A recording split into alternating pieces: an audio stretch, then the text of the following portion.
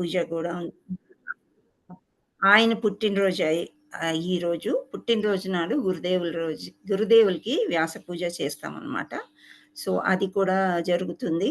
So, 2 ముఖ్యమైన అంశాలు ఉన్న ఈ రోజుల్లో మనమందరం కలుసుకోవడం మహా అదృష్టము. అండ్ కృష్ణ కృప ఉంటే గాని మనం కలుసుకోలేము. ఈ విధంగా మిమ్మల్ని అందరిని కలుసుకోవడం నాకు చాలా, చాలా, చాలా సంతోషంగా ఉంది. అండ్ చాలా అదృష్టంగా గూడా నేను భావిస్తున్నాను.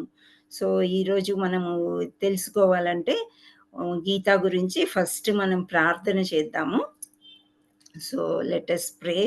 మీకు వర్డింగ్స్ ఒస్తాయి స్క్రీన్ మీద. మీరు చూసి ప్రే చేయగలిగితే ప చ చూడండి, చదవండి. అండ్ వచ్చిన వాళ్ళు గూడా ప్రే చేసుకోవచ్చు. Hare Krishna. You can start అమ్మా.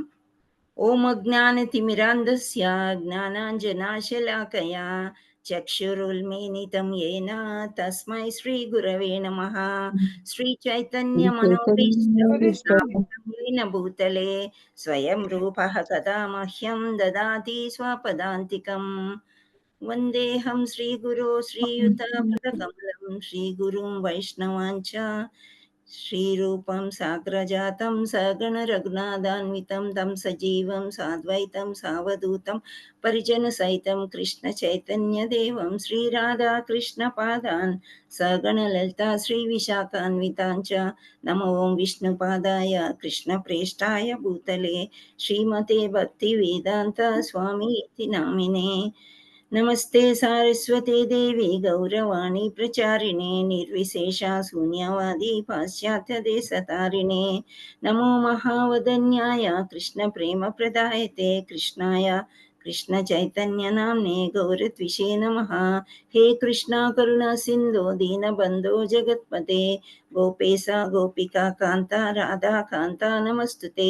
తప్త కాంచన గౌరాంగి రాధే వృందావనేశ్వరి వృషభానుసుతే దేవి ప్రణమామి హరిప్రియే.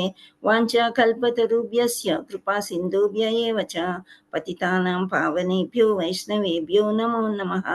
శ్రీకృష్ణ చైతన్య ప్రభు నిత్యానంద శ్రీ అద్వైత గదాధర శ్రీవాసాది గౌర భక్త వృంద.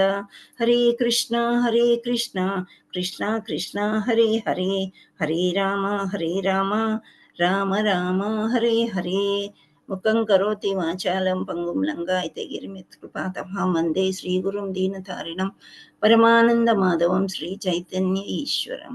ఓం నమో భగవతే వాసుదేవాయ. ఓం నమో భగవతే వాసుదేవాయ. ఓం నమో భగవతే వాసుదేవాయ. నమో విష్ణుపాదాయ కృష్ణ ప్రేష్టాయ భూతలే శ్రీమతే భక్తి జయపతక స్వామి నమాచార్య పదాయ నితాయ ప్రదాయ గౌరగత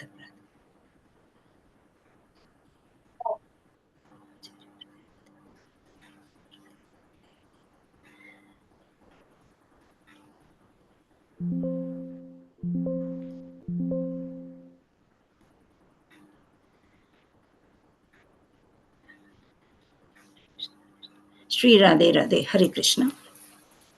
సో మనం ఇక్కడ అందరం కూడా కలుసుకున్నాము ఏంటి అంటే ఇస్కాన్ తరపున అబిట్స్ గుడి తరపున మనమందరం కూడా ఇక్కడ ఎస్జిఆర్ ప్రోగ్రామ్స్ అంటే secrets of Gita revealed advance course అంటారు.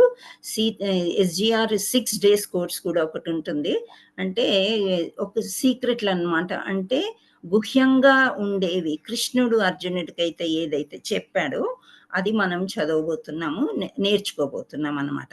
సో ఇవన్నీ ఇస్కాన్ స్థాపించిన వారు ఎవరు అని చూసినట్లయితే ఇక్కడ మనకి ఒక పటం కనిపిస్తుంది. ఆయన ఏసీ భక్తి వేదాంత స్వామి అంతర్జాతీయ కృష్ణ చైతన్య సంఘ సంస్థాపకాచార్యులు. సో మనం పాట పాడిన ఏది చేసినా కృష్ణ చైతన్యంలోకి వచ్చిన తర్వాత అన్నీ కూడా ఇతనికే మనము అంకితం చేస్తూ ఉంటాం. ఈయన మన యొక్క గురుదేవులు. అంటే అంతర్జాతీయంగా, జాతీయంగా కూడా అంతర్జాతీయంగా ఇంటర్నేషనల్ కృష్ణ చైతన్య సంఘ స్థాపక ఆచార్యులు అనమాట. సో ఈయన కింద మహారాజులు చాలా మంది ఉంటారు. మనకి చాలా మంది గురువులు ఉంటారు. ఆ గురువుల కింద మళ్ళా శిక్షా గురువులుంటారు. సో, ఇది పరంపరలాగా ఇలా వస్తూ ఉందనమాట. సో, ఈ ఆచార్యుని యొక్క గురుదేవులు మనకి ఇప్పుడు ఈ గౌరంగవాణి టీమ్‌కి ఉండే చాలా వరకు గూడా అంటే మోస్ట్ ఆఫ్ దెమ్. అందరూ అని నేను చెప్పలేను. గురుదేవులు వేరే వేరేగా ఉంటారు. సో, మహారాజ్ అంటే జయపతాక స్వామి మహారాజ్ యొక్క పుట్టినరోజు దినం ఈరోజు. చాలా మంచి దినం. ఈరోజు వ్యాస పూజ అని చేస్తూ ఉంటారు. గురుదేవుల యొక్క పూజ చేస్తూ ఉంటారనమాట. ఆయన మాయాపూర్‌లో ఉంటారు. సో, ఆయన యో యూఎస్‌లో పుట్టి పెరిగారనమాట. కానీ చిన్నప్పటి నుంచి ఆయనకి భక్తి అనేది చాలా ఈ దేవుడు అంటే ఏంటి అని ఒక తెలుసుకోవాలి అనే జిజ్ఞాస చాలా ఉండేదనమాట జయపతాక స్వామికి. సో, ఉన్నప్పుడు ఆయన వెతుకుతూ ఉన్నప్పుడు ప్రపాదుల వారు ఈ సంస్థాపకాచార్యులు కలవడము. ఆయనకేం చెప్పారనంటే, I am giving you God's kingdom. నువ్వేం చేస్తావో చెయ్యి అన్నారంట. అంటే గురుదేవుల యొక్క మాట నిలబెట్టడం కోసం ఆయన ప్రచారం ఎక్కువగా చేయడము. ఇప్పుడు ఆయనకి హెల్త్ అంత సహకరించలేకపోయినా గానీ, ఎక్కువగా ఆహ్, నగర గ్రామ తారిణి అని అంటారాయన. ఎక్కువగా తిరుగుతూ గూడా ప్రచారం చేస్తూ ఉంటారు. సో, ఈ యొక్క పరంపర ఏంటి అంటే, ఎక్కువగా గురుదేవులు చెప్పింది ఏంటి అది పాటించడమే అనేది మనం నేర్చుకుంటాం అన్నమాట. ఇక్కడ ప్రపాదుల వారికి గూడా వారి యొక్క గురుదేవులు సరస్వతి ఆహ్, వె దేవ్ దేవ్ ఆయన యొక్క గురుదేవులు ఏం చెప్పారు అంటే, పాశ్చాత్య దేశానికి వెళ్ళి ప్రచారం చేయమని చెప్పారు. అప్పట్లో ఇంగ్లీష్ వచ్చేది చాలా తక్కువ మందికనమాట. సో, ప్రపాదుల వారికి కొంత ఇంగ్లీష్ మీడియంలో చదవడము, ఉండడము వచ్చింది కాబట్టి భక్తి సిద్ధాంత సరస్వతి ఆయన యొక్క గురువుగారు ఆయన యువతలో ఉన్నప్పుడే అంటే యువకుడిలాగా ఉన్నప్పుడే చెప్పారు. "నువ్వు వెళ్ళు పాశ్చాత్య దేశానికి ఇలా ప్రచారం చెయ్యి" అంటే పాశ్చాత్య దేశంలో ఏముంటది ఎక్కువగా మద్యం సేవించడము, మాంసాహారం భక్షణ ఇట్లాంటివి. అక్కడ ఎలా ప్రచారం చేయడం అని ఆయన ఎక్కువ వెళ్లరు.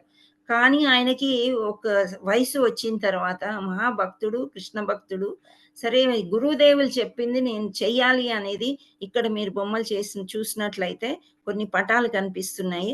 ఆయన రూ. 40 చేతిలో పట్టుకొని విదేశాలకి ఎళ్లారు. ఫస్ట్ బాస్టన్ ఎళ్లారనమాట. ఒక పడవలో ఎవరో హెల్ప్ చేస్తే ఆ క్యాబిన్‌లో చిన్న స్థలం దొరికితే రూ. 40 పట్టుకొని ఆయన ప్రచారం చేయడానికి విదేశాలు వెళ్లారు. వెళ్ళిన తర్వాత ఆయన కొన్ని డిఫికల్టీస్ అవి ఫేస్ చేశారు. అంటే అక్కడ ఆయనకేం జరిగింది అంటే 2 సార్లు హార్ట్ అటాక్ వచ్చిందంట. ఆ పడవలో వెళ్ళేటప్పుడు గూడా. ఇక్కడ మనం ఇంగ్లీష్‌లో చెప్పుకుంటే స్టీమర్ అంటారు గదా! చాలా ఒక నెల రోజుల పైన పడుతుందనమాట. విమానంలో అయితే మనం ఒక రోజులో వెళ్ళిపోతాం. కానీ ఈయన నెల రోజులు కష్టాలు పడి బయలుదేరి వెళ్లారు అక్కడ ప్రచారం చేయటం. ఎవ్వరు ఏమి తెలీదక్కడ. తెలియకపోయినా ఒకరి సహాయంతోని వెళ్లారు. అక్కడ బాస్టన్‌లో న్యూయార్క్ సిటీలో ఒక గార్డెన్‌లో కూర్చొని కీర్తన చేసుకుంటూ ఉంటే ఆళ్ళు ఈ పాటలంటే కొందరికిష్టం గదా! వాళ్ళు జత చేరి, కూర్చి అలా చాలా తొందరగా 10 ఏళ్లలోనే ఆయన ఎలా ప్రచారం చేశారంటే 108 గుళ్ళు ఇంటర్నేషనల్ లెవెల్‌లో అంటే వేరే వేరే దేశాల్లో ఆయన పెట్టడము, అంతర్జాతీయ సంస్థ స్థాపించడం అనేది జరిగిందనమాట. సో, అలాంటి గురుదేవుల యొక్క శిష్యులు జయపతాక స్వామి మహారాజ్, ఇంకా రాధానాథ్ స్వామి అని అట్లా చాలా మంది ఉన్నారనమాట. వాళ్ళ కింద ఒక వేరే వేరే బృందాలుగా ఏర్పడి ఈ యొక్క సంస్థ నడుస్తూ ఉంది. సో, మనం ఇక్కడ ఈ సంస్థలో ఇస్కాన్ సంస్థలో కొన్ని నియమాలనేది ఉంటది. తర్వాత మనకు తెలుస్తుంది. సో, భగవద్గీత ఎక్కువ మట్టుకు మనం ఈ భగవద్గీత అనేది చదవడంలో మనకి ఏమేం కష్టాలు పోతాయి అనేది మనకిక్కడ వివరించడం జరుగుతుంది. ప్రపాదుల వారు 'యాజ్ ఇట్ ఈజ్' అనే బుక్కు ఆయన ట్రాన్స్‌లేషన్ చేశారు. వ్యాస మహర్షి రాసింది. సో, ఈ ట్రాన్స్‌లేషన్ అన్ని భాషల్లో కూడా చేశారనమాట. చేసినప్పుడు ఆయన పర్పట్ అనేది ఒకటి పెట్టారు. అంటే ఆయన ఎ ఎ ఫస్ట్ ఏం చేశారంటే ఇగో ట్రాన్స్‌లేషన్ పద్యం రాస్తారు శ్లోకం. తర్వాత కింద ట్రాన్స్‌లేషన్ అని ఇస్తారు. ఆ తర్వాత ఆయన ఏం రాశారు అనేది దాని గురించి ఎలా రాశారు నేర్చుకోవడం అన్నమాట. సో, అలా రాయడంతో మనకి చాలా ఈజీ అయ్యి నేర్చుకోవడం అనేది జరిగింది. సో, ఈ భగవద్గీత యొక్క ప్రచారము, భాగవతం యొక్క ప్రచారము, మళ్ళీ ఇంకా చాలా పుస్తకాలున్నాయనివి అవన్నీ గూడా సో, ప్రపాదుల వారు ఏమన్నారంటే, "you see me in my books" అన్నారు. అంటే నన్ను ఇప్పుడు ఆయన లేరు. నన్ను చూడాలనుకుంటే నా పుస్తకాలు చదవండి అనన్నారు. సో, పుస్తకాలు చదవటము, ఆయన పుస్తకాలు మళ్ళీ ఎవరికైనా పంచటం గూడా ఒక ప్రచారం లాంటిదనమాట. సో, ఇది యొక్క ఈ ఇస్కాన్ సంస్థ యొక్క పరిచయము, మళ్ళీ గూడా ఆయన వారి యొక్క గొప్పతనం అనమాట. సో, ఇప్పుడు మనం భగవద్గీతలోకి వెళ్ళినట్లయితే, ఇక్కడ నేనొక విషయం చెప్పాలనుకుంటున్నా మీకందరికీ. మేము ఈ సంస్థలో మాతాజీలని అందరూ ఆడవాళ్ళని మాతాజీలంటాము. మగవాళ్ళనందరిని గూడా ప్రభుజీలు అని అంటాం. సో, ఇక్కడ మనకి జాయిన్ అయిన వాళ్ళు పార్టిసిపెంట్స్ ఎంత అయినప్పటికీ గూడా ఒక ఎంతమందో జాయిన్ అయ్యారు. సో, ఈ ఈ దీంట్లో కొందరికి భగవద్గీత గురించి బాగా తెలిసి ఉంటది. కొందరికి అస్సలు తెలియకుండా ఉంటది. కొత్త వాళ్ళయి ఉండొచ్చు. కొందరు పూర్తిగా జ్ఞానం ఇంకా ఎక్కువ చాలా ఎక్కువగా ఉన్న వాళ్ళయి గూడా ఉండవచ్చు. సో, నేను చెప్పేదేమంటే, ఈ ఒక్క రోజుకి, ఈ ఫాలోయింగ్ 18 రోజులకి గూడా మనకేమీ తెలీదు అనుకోండి. నాకు కూడా ఏమి తెలీదు. ఇప్పుడే నేను ఆ స్లైడ్స్ చూస్తూ మనం మాట్లాడుకొని చర్చించుకుందాం. సో, మనం ఏమీ తెలీదు అనుకుంటే మనకు కొంత జ్ఞానం కలుగుతది. అన్నీ తెలుసు. వీళ్ళేం చెప్తున్నారు అది వేరే విషయం అన్నమాట. సో, నేనేమనుకుంటానంటే మీరందరూ నాకు కొత్తగా కనిపిస్తున్నారు. కొత్త స్టూడెంట్స్. సో, మీకందరికీ గూడా నేను ఏదో నేను తెలుసుకున్న విషయాలు ఇక్కడ ప్రపాదుల వారు ఒకటన్నారు. వి ఆర్ ఆల్ పోస్ట్‌మెన్ అని. అంటే ఎక్కడి నుంచో తీసుకొచ్చి ఇక్కడ చెప్పుకోవడం అన్నమాట. చర్చించుకోవడం. అది మన ఓన్ కాదు. మన స్వంతం కాదు అని చెప్పారాయన. సో, అదే విధంగా హ్మ్, రామచిలుక ఉంటుంది గదా! సో, ఈ రామచిలుక ఏం చేస్తుంది? మనం ఏది చెప్తే అది రిపీట్ చేస్తుంది. సో, ఇక్కడ మనం కూడా ఎక్కడో పుస్తకంలో చూసింది. మనకైతే వేదాలు చదివే ఓపిక లేదు. అంత జ్ఞానం కూడా మనకి లేదు. అందుకని ఇక్కడ గురువులు చెప్పిందే మనం పాటిస్తూ నేర్చుకుంటున్నామనమాట. సో, రామచిలుకలాగా వాళ్ళు చెప్పిందే మనం పలకడము, వాళ్ళు చెప్పిందే మనం వినడము అలా చేసుకుంటున్నాం. ఇక్కడ మనకి స్లైడ్ చూసినట్లయితే గీతా మహత్యం అని అంటున్నారు. సో, గీత వల్ల వచ్చే గొప్పతనం అంటే భగవద్గీత. యాక్చువల్లీ భగవద్గీత అనంటే ఏమి అంటే భగవత్ అంటే మీకందరికీ తెలుసు భగవానుడు. ఇక్కడ భగవానుడు అంటే కృష్ణ భగవానుడు. God head. ఇంకా గీత అంటే ఒక పాట. భగవద్గీత ఏదోలాగా అలా చెప్పేయడము, మాట్లాడుకోవడం గాదు. ఒక పాట రూపంలో అర్జునుడికి కృష్ణుడు చెప్పాడనమాట. ఏ సందర్భంలో చెప్పాడు అని మనం అనుకున్నట్లయితే మనందరికీ తెలుసు. ఒక యుద్ధ భూమిలో చెప్పాడు. ఎంతసేపు చెప్పాడు అనంటే ఒక 40, 45 నిమిషాల్లో చెప్పేసాడంట. మనకొక జీవిత కాలం సరిపోదండి గీత చదవాలంటే. అది ఒక అర్థం చేసుకోవాలి, అవగాహన చేసుకోవాలి. మళ్ళా అవగాహన చేసుకోవడమే కాకుండా మనం పాటించాలనమాట. సో, అర్జునుడు అలా పాటించాడు కాబట్టే పాండవులు గెలిచారు. సో, గెలిచారని చెప్పి మనకందరికీ తెలుసు. మామూలుగా కొన్ని సినిమాలు మనం జూసుంటాం. ఒక ట్రైలర్ అని 'మహాభారతం' అంటే కృష్ణుడు, అర్జునుడు ఏదో సంస్కృత శ్లోకాలు చదువుకుంటున్నారు. మనకంత నచ్చదు. సో, ఇస్ట్రుమెంట్ కలర్ వచ్చిన తర్వాత కలర్ మూవీల్లో బాగా తయారు చేయడము వీళ్ళని. సో, ఆ విధంగా ఏదో ఇంట్రెస్ట్‌గా మనం చూసాం. పైనే మనకు తెలుసు. లోతుగా హ్మ్. వెళ్ళినట్లయితే మనకి ఏమి తెలియదు అసలు గీత గురించి. బాగా క్షుణ్ణంగా బాగా చదివినట్లయితేనే ఇలా గురుదేవులు చెప్పినప్పుడు విన్నట్లయితేనే మనకి అర్థమవుతుందనమాట. సో, అది గీత. సో, ఆ భగవద్గీతలో 700 శ్లోకాలున్నాయి. 700 శ్లోకాలు మనం ఒక రోజులో చదవలేము. అలాంటిది భగవానుడు ఎందుకు చెప్పాడు అర్జునుడికంటే, అర్జునుడిని మాధ్యమంగా తీసుకున్నాడు. ఇక్కడ జనాలు భ్రష్టు పడిపోతున్నారు, పతనమైపోతున్నారు. వీళ్ళందరూ నా దగ్గరికి ఎప్పుడొస్తారు? కృష్ణ అంటే మన ఫాదర్ అన్నమాట. అంటే మన యొక్క తండ్రి. పిల్లల్ని పంపించాడు. ఏదో చిన్న తప్పులు చేస్తే మనం పిల్లల్ని హాస్టల్‌లో వేస్తాం గదా! ఆ విధంగా హాస్టల్‌లో వేసినట్టు మనకి టెంపరరీగా అంటే అశాశ్వతంగా ఈ లోకానికి పంపించాడన్నమాట. కొన్ని నేర్చుకొని రండి అని. అలాగే కొందరు గురువుల్ని పంపించారు. సో, ఈ గురువులు ఎలా చెప్పాలి అంటే ఆయన ఒక ఎగ్జాంపుల్ లాగా. ఒక ఉదాహరణలాగా నేను ఇప్పుడు నీ గురువుని అన్నట్టు అర్జునుడికి చెప్పేదే గీతోపదేశం. అది శ్రీమద్ భగవద్గీత. సో, ఈ శ్రీమద్ భగవద్గీతలో 700 శ్లోకాలుంటాయి. ఆయన యుద్ధ రంగంలో చెప్పారు. సో, మరి ఈ యుద్ధం ఎందుకు చేసుకున్నారంటే, మనకు కూడా ఇప్పుడు ఈరోజు ఒక స్టేట్‌మెంట్ పంపించారు మీకు. ఏంటి అనంటే, మనలోని బలం తగ్గుతుందా? అంటే మన యొక్క కాన్ఫిడెన్స్ తగ్గిపోతుందా? మనం ఇది చేయగలం, అది చేయగలం అని ఏదో అనుకుంటాం. కానీ చేయలేకపోతున్నాం. మన బలాన్ని ఎవరు కబళిస్తున్నారు? ఎవరో కబళిస్తున్నారు. ఎందుకు కబళిస్తున్నారు? ఎందుకింత బలహీనంగా అయిపోతున్నాము? మనం చిన్న చిన్న విషయాలకే బలహీనంగా అయిపోతున్నాం. ఒక్కోసారి ఫోనొస్తే భయము, కరెంట్ పోతే భయము, ఒక బల్లి తిరుగుతుంటే ఇంట్లో భయం, ఒక పురుగు తిరుగుతుంటే భయం. ఇవన్నీ మన లైఫ్‌లో జరుగుతున్నాయి. సో, ఎందుకు జరుగుతున్నాయి? ఎందుకింత భయపడుతున్నారు? ఇవన్నీ తెలుసుకోవాలంటే మనం గీత చదవాలనమాట. సో, గీత చదవాలి అనంటే మనకి చాలా టైం కావాలి. ముందు ముందు క్లాసెస్‌లో చాలా డీటెయిల్‌గా చెప్తారు. ఇది ఒక ట్రైలర్ మాత్రమే. ఇప్పుడు మనం ఒక పాఠం, ఒక లెసన్ చదవాలంటే మనం టీచర్ ఫస్ట్ చాప్టర్ స్టార్ట్ చేస్తారు స్కూల్స్‌లో, కాలేజెస్‌లో అలా.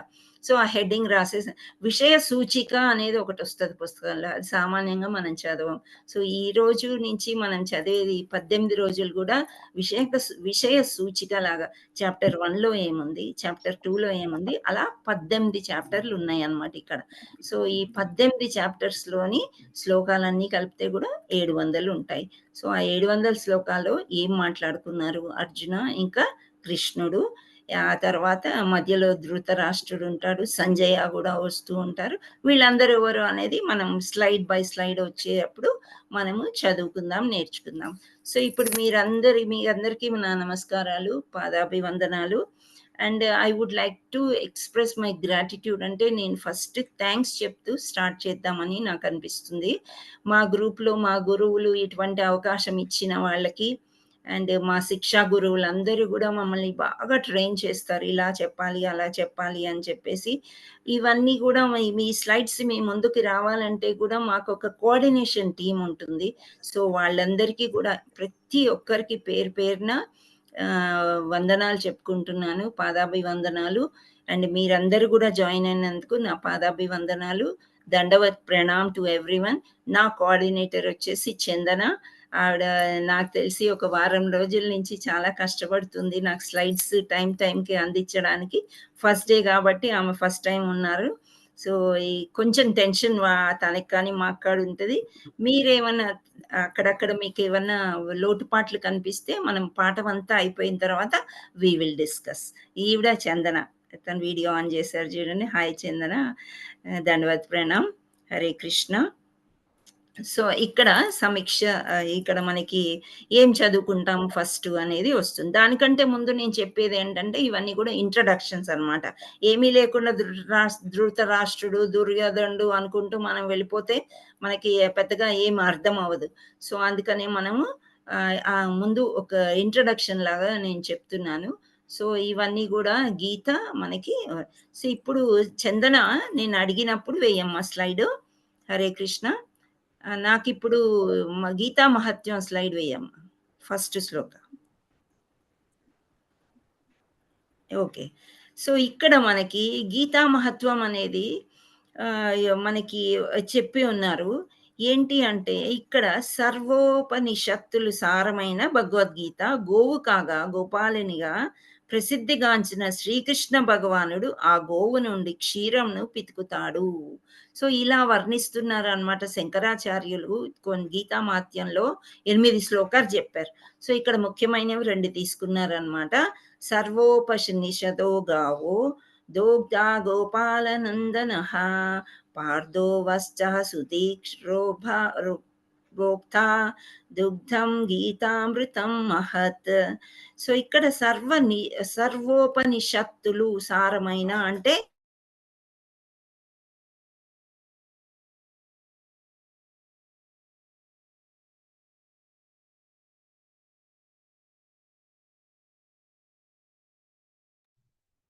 ఉపనిషత్తులన్నీ. హరే కృష్ణ మాతాజీ, మీరు మీట్లోకి వెళ్ళినట్టున్నారు.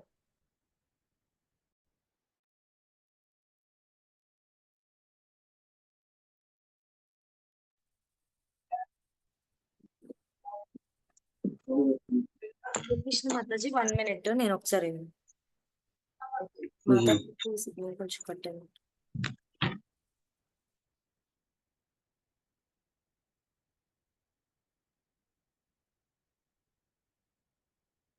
మీకు నా వాయిస్ వినిపిస్తుందా మాతాజీ?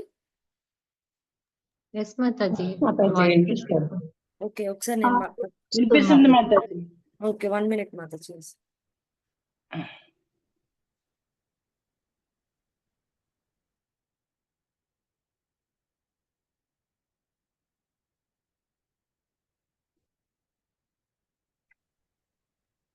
వన్ మినిట్ మాతాజీ మళ్ళీ జాయిన్ అవుతున్నారు. ఓకే.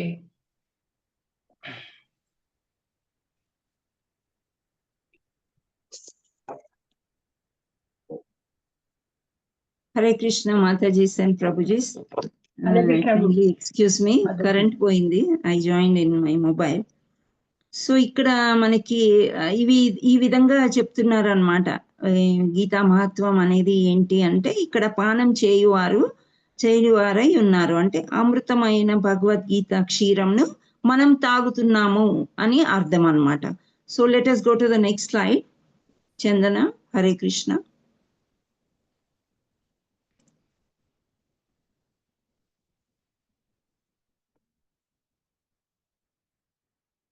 మాతాజీ నెక్స్ట్ స్లైడ్ అది 7th ది, దాకా 6th ఇప్పుడు 7th. ఓకే.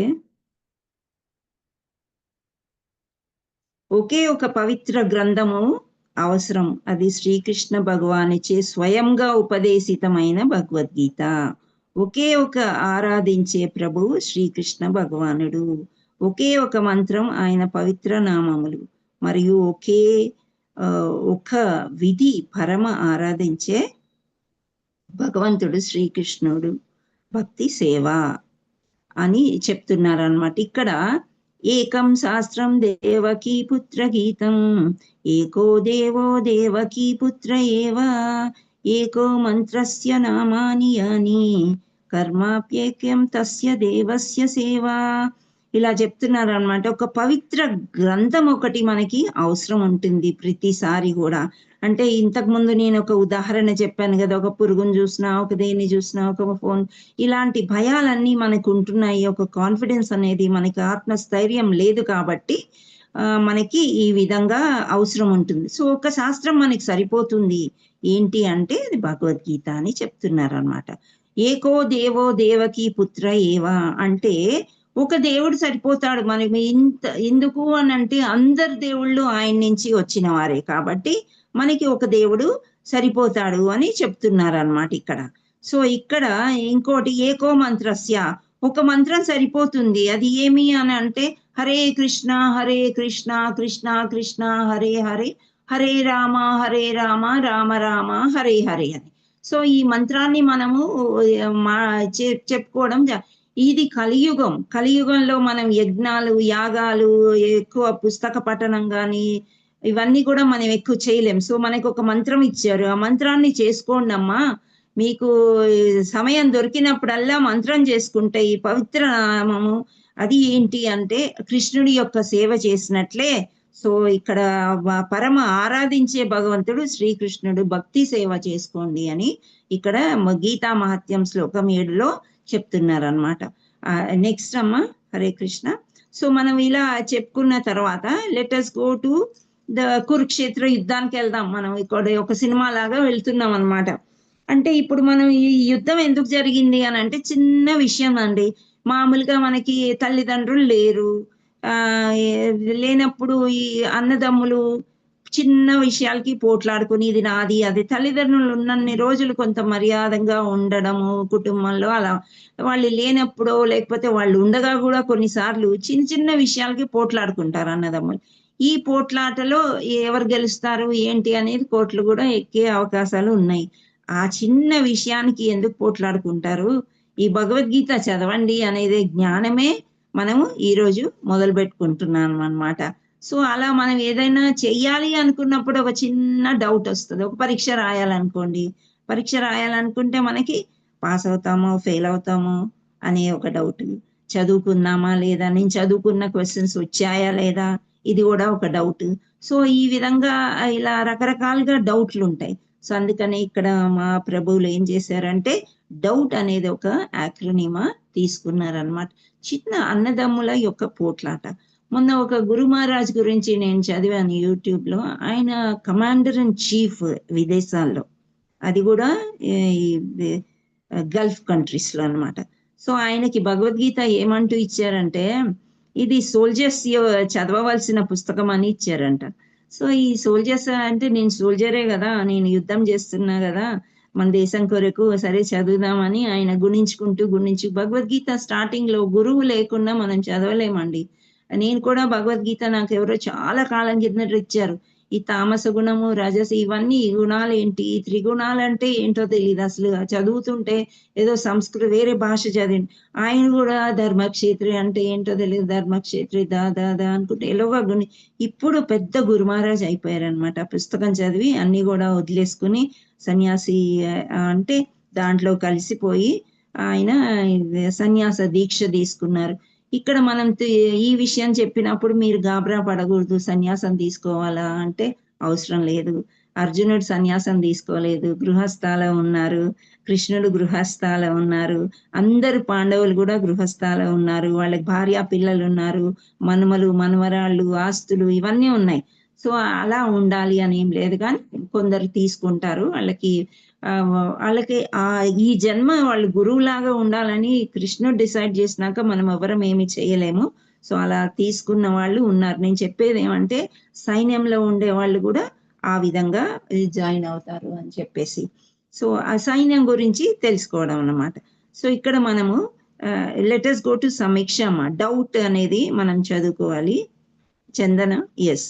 సో ఇక్కడ DOUBT అనేది ఇంగ్లీష్ పదం తీసుకున్నారు. ఇక్కడ అనువాదం చూసినట్లయితే నాకు ఎవరు ఇందులో కనిపించట్లేదు, ఎవరైనా చదువుతారా? హరే కృష్ణ.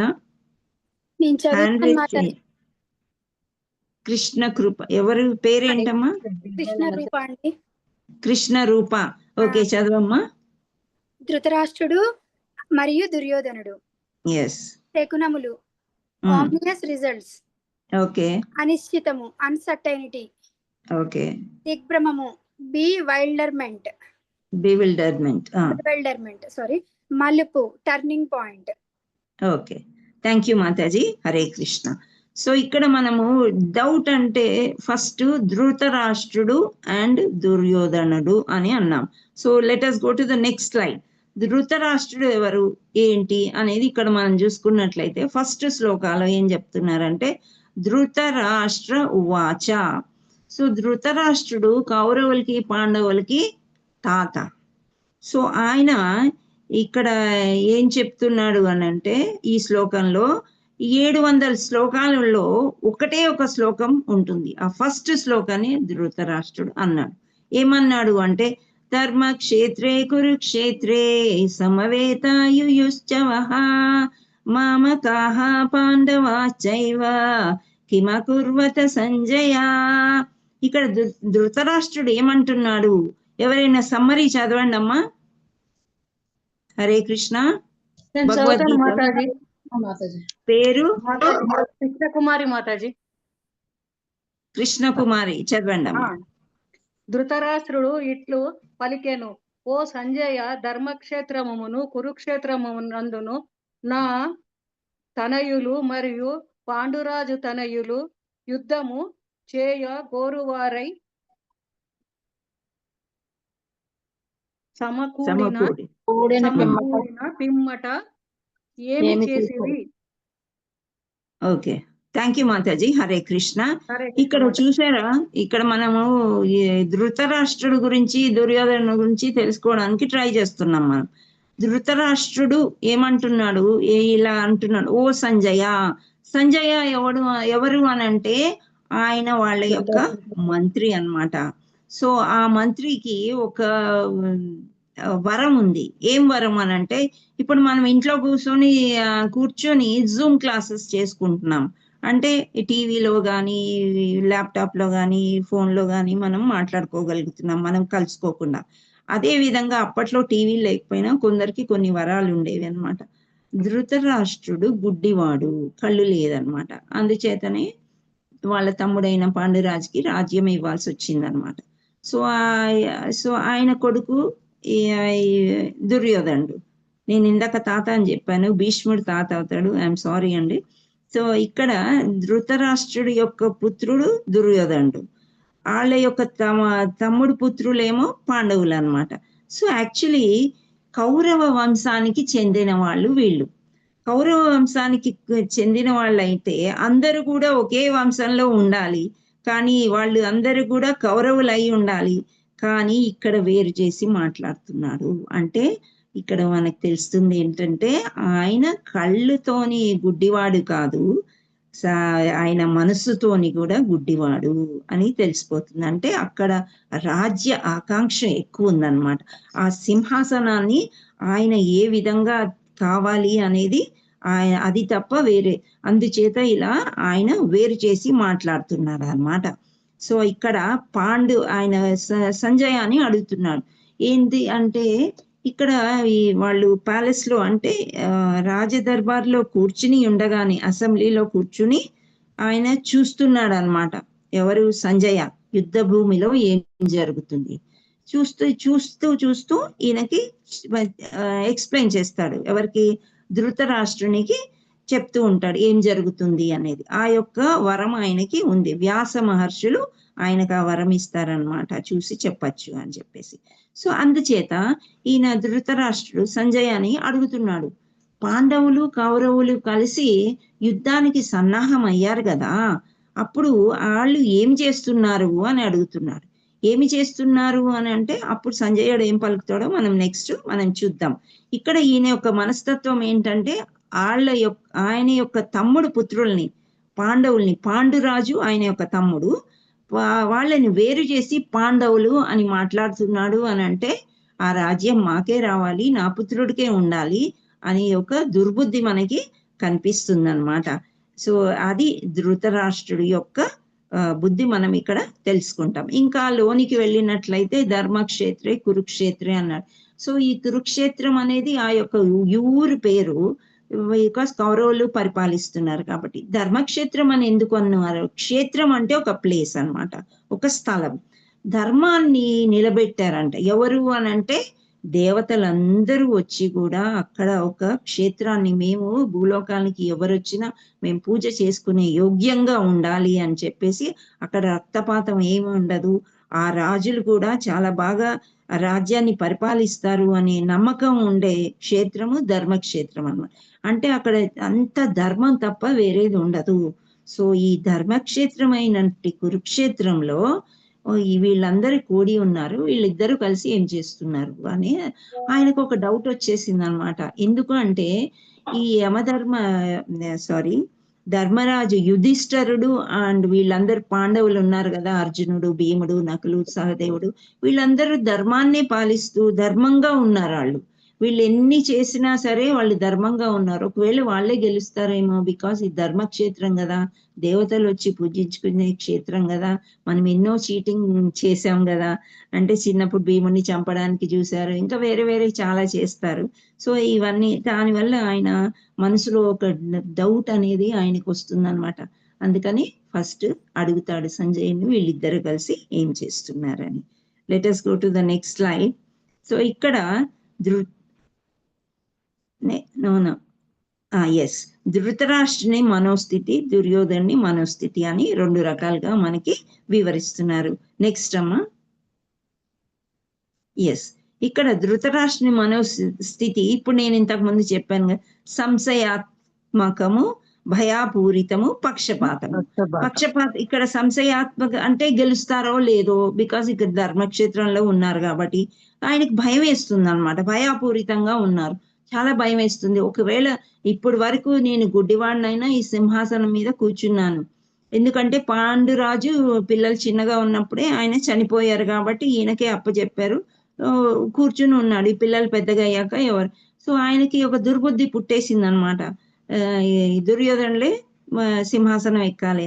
సో ఆ భయం ఒకటి పట్టుకుందనమాట. పక్షపాతం చూపించాడు. ఏం పక్షపాతం అంటే తమ్ముడి యొక్క పుత్రుల్ని వేరుగా చూశాడనమాట. పాండవులు కౌరవులు అని వేరు చేశాడు గాక పక్షపాతం చూపించాడు. సో ఆయన యొక్క మనస్థితి ఈ విధంగా ఉంది అని చెప్తున్నారు. నెక్స్ట్ అమ్మా. ఇక్కడ ధర్మక్షేత్రం యొక్క ప్రభావం, కురుక్షేత్రం పుణ్య తీర్థ స్థానం, తీర్థ ప్రభావము, ఆ తర్వాత ధర్మస్థల స్వభావము. సో ప్రభుత్వము ధర్మపరులైన ప్రజలను రక్షిస్తుంది అనేది ధర్మో రక్షతి రక్షత అని అంటారు కదా, ఆ విధంగా అన్నమాట. నెక్స్ట్ అమ్మ. ఇక్కడ పక్షపాతి, మీరు ఎవరైనా చదవండి ఇది. హరే కృష్ణ. హరే కృష్ణ మాతాజీ అండ్ ప్రభుజీ. హరే నేను కృష్ణ చదివేదా మేడం? చదువుతాను మాతాజీ. హరే కృష్ణ పేరమ్మా? పేరు నాగలత. నాగలత, చదవండి. తన పుత్రులు మాత్రమే కౌరవులు, పాండవులు కారు. నేను అదే నాది అని మనస్తత్వం. ఇక్కడ ఈయన మనస్తత్వం ఏ విధంగా తెలుస్తుంది? ఇంతకు ముందు నేను చెప్పాను కదా, అలా అందరూ కౌరవులే, కురువంశం వాళ్ళే, కానీ ఇలా వేరు చేసి మాట్లాడడాన్ని పక్షపాతం అన్నమాట. సో నేను నాది, ఇక్కడ చూసారా మీరు ఈ బొమ్మలో, తన పుత్రులపై పక్షపాతి అంటే ఆ సింహాసనం వాళ్ళకే కావాలి అనేది ఒక దుర్బుద్ధి ఆయనకి పుట్టిందనమాట. Next slide. హరే కృష్ణ.